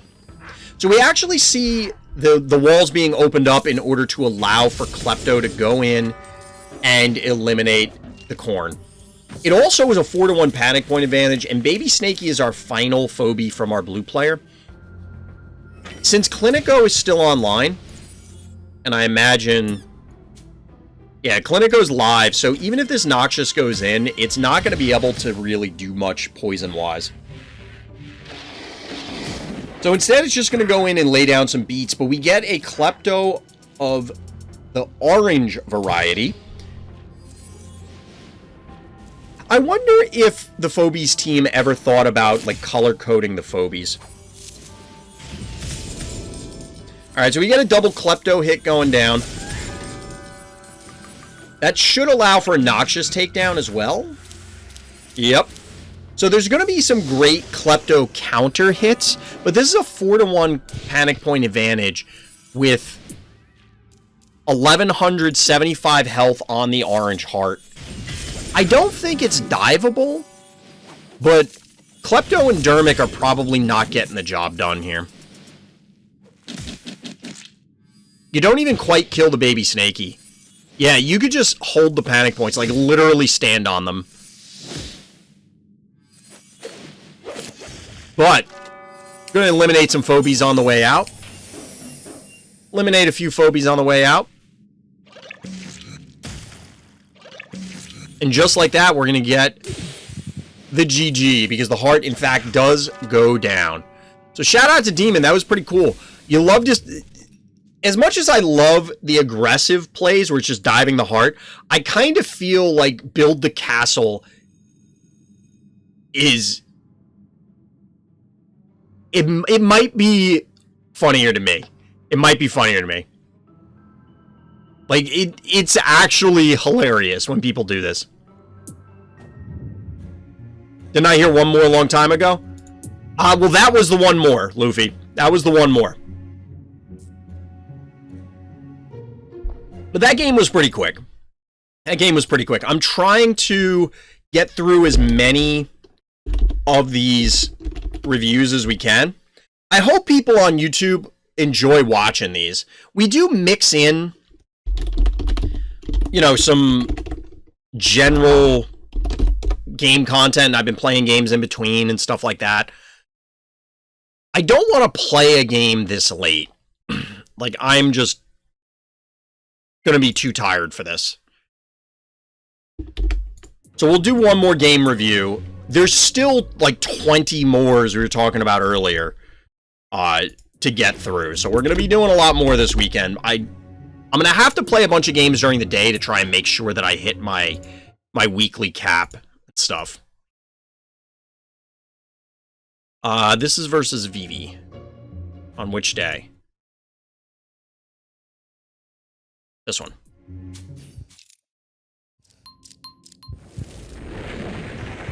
Alright, chat, so we're loading in with our resident Digimon onto Billy's room. Going first, our heroes in the blue trunks. We have an innocuous start from our orange player. You don't love to see that. I don't know about this one. This is part of the reason why. So, this Innocuous can move either way and hit the cassowary from a point of safety. In fact, this cassowary is low enough that it might die. That's a wild start. Yeah, it really is. But they're going after the Henrietta. Would this not have... This 100% would have died. Why did you not kill this?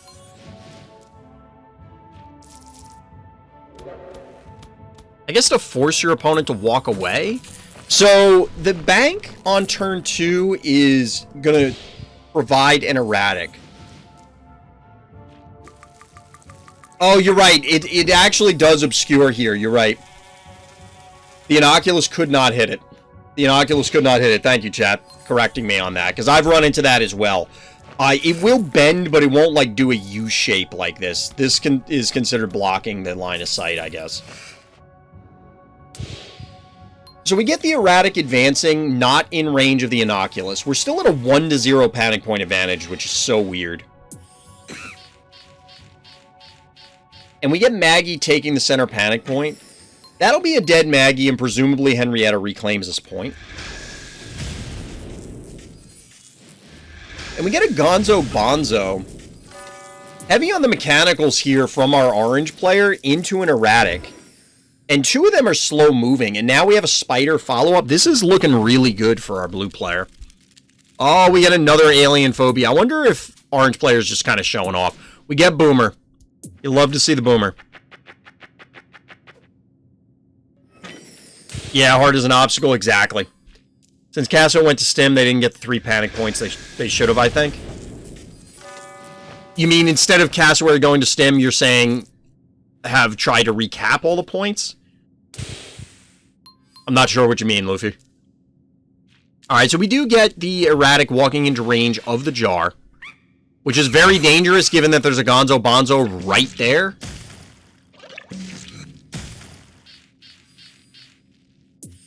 I mean, I guess calculated here, because that's a 79 health erratic, but I don't know if that's worth it. You're trading erratic for jar, and you kind of have to go in because you're not getting away.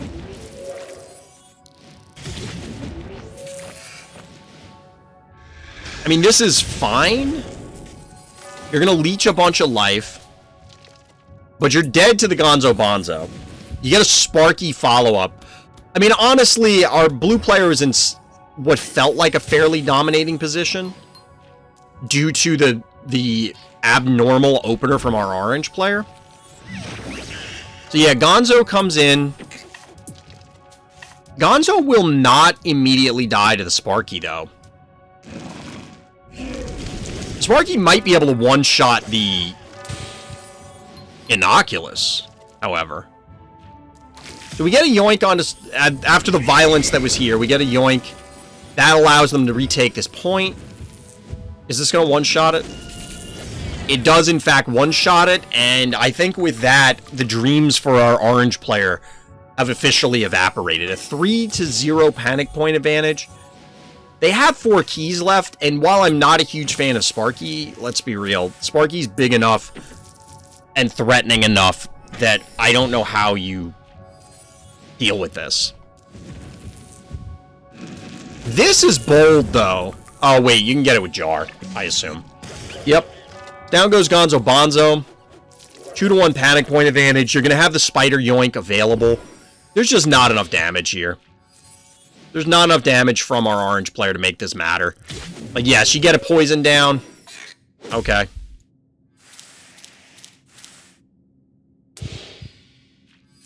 I really do live in a world where Jar can do 1k damage? What? Is it like a level 19 Jar on a stim or something? Get a yoink into a cassowary. I'm checking chat, because like this one's it's all over but the crying. Being Renamon, do you have any interest in Digimon survive 2 more weeks? What is that, Pork? I'm not familiar with that. Orange Jar in this game? Fair. Oh, you mean the, yeah, the one with the, Gonzo Bonzo?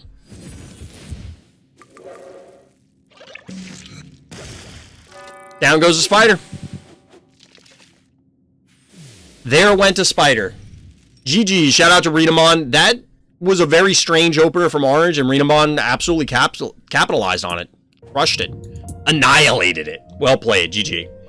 11 or 10-22 per hit. True story. That is actually what happened. Chat, we got through 9 game reviews tonight. Got through 9 game reviews tonight. You know what I do want to check out again, chat, is Rumbleverse. It's on, I'm looking at it because it's on, like tech or beta. It's like tech beta right now. Like they're doing a stress test weekend. So I do want to check it out again, give it another shot. It's a battle royale, but everybody's a professional wrestler. Which, it's as absurd as it sounds. Like you can suplex people off the top of a skyscraper, hit a car, it bounces you like a trampoline, and then pulverize them for even more damage. It's actually hilarious watching it. I didn't really like playing it in the first stress test, which was months ago now, because it was very bare bones, but maybe it's better now. I don't know. There's a Dragon Quest that's a turn-based grid strategy game, but on mobile. Interesting. Okay. But yeah, there's a bunch of games that I want to try. There's a bunch of games that I want to try. We'll see what we do for variety. I'm leaning towards Hunt for Monday, truthfully. I'm leaning towards Hunt right now, but we'll see. We'll play it by ear. I want to play some more Evil Dead, but I'm not sure. Like, I got to get in Phobies games. Like, we're only at 24 games. You know, I got to catch up on this. We'll see. We'll see how it goes, chat. But anyway, I am going to call it a night. Appreciate everybody who's coming out. We got through a lot of games. If you're not in the Randoms Thoughts Discord, this is both for the benefit of chat on stream. Come by the live stream, RTChompGG over on Twitch, and for everybody on YouTube. Hit up the Discord for more Phobies stuff and other games. Check out the other links in the YouTube video description. But, like I said, I'm going to call it a night. We'll be back tomorrow. I do plan on getting on earlier tomorrow as well, just like we did today. No promises. We'll see how it goes. But, as always, everybody, thank you for listening. Thank you for watching. And Black Lives Matter.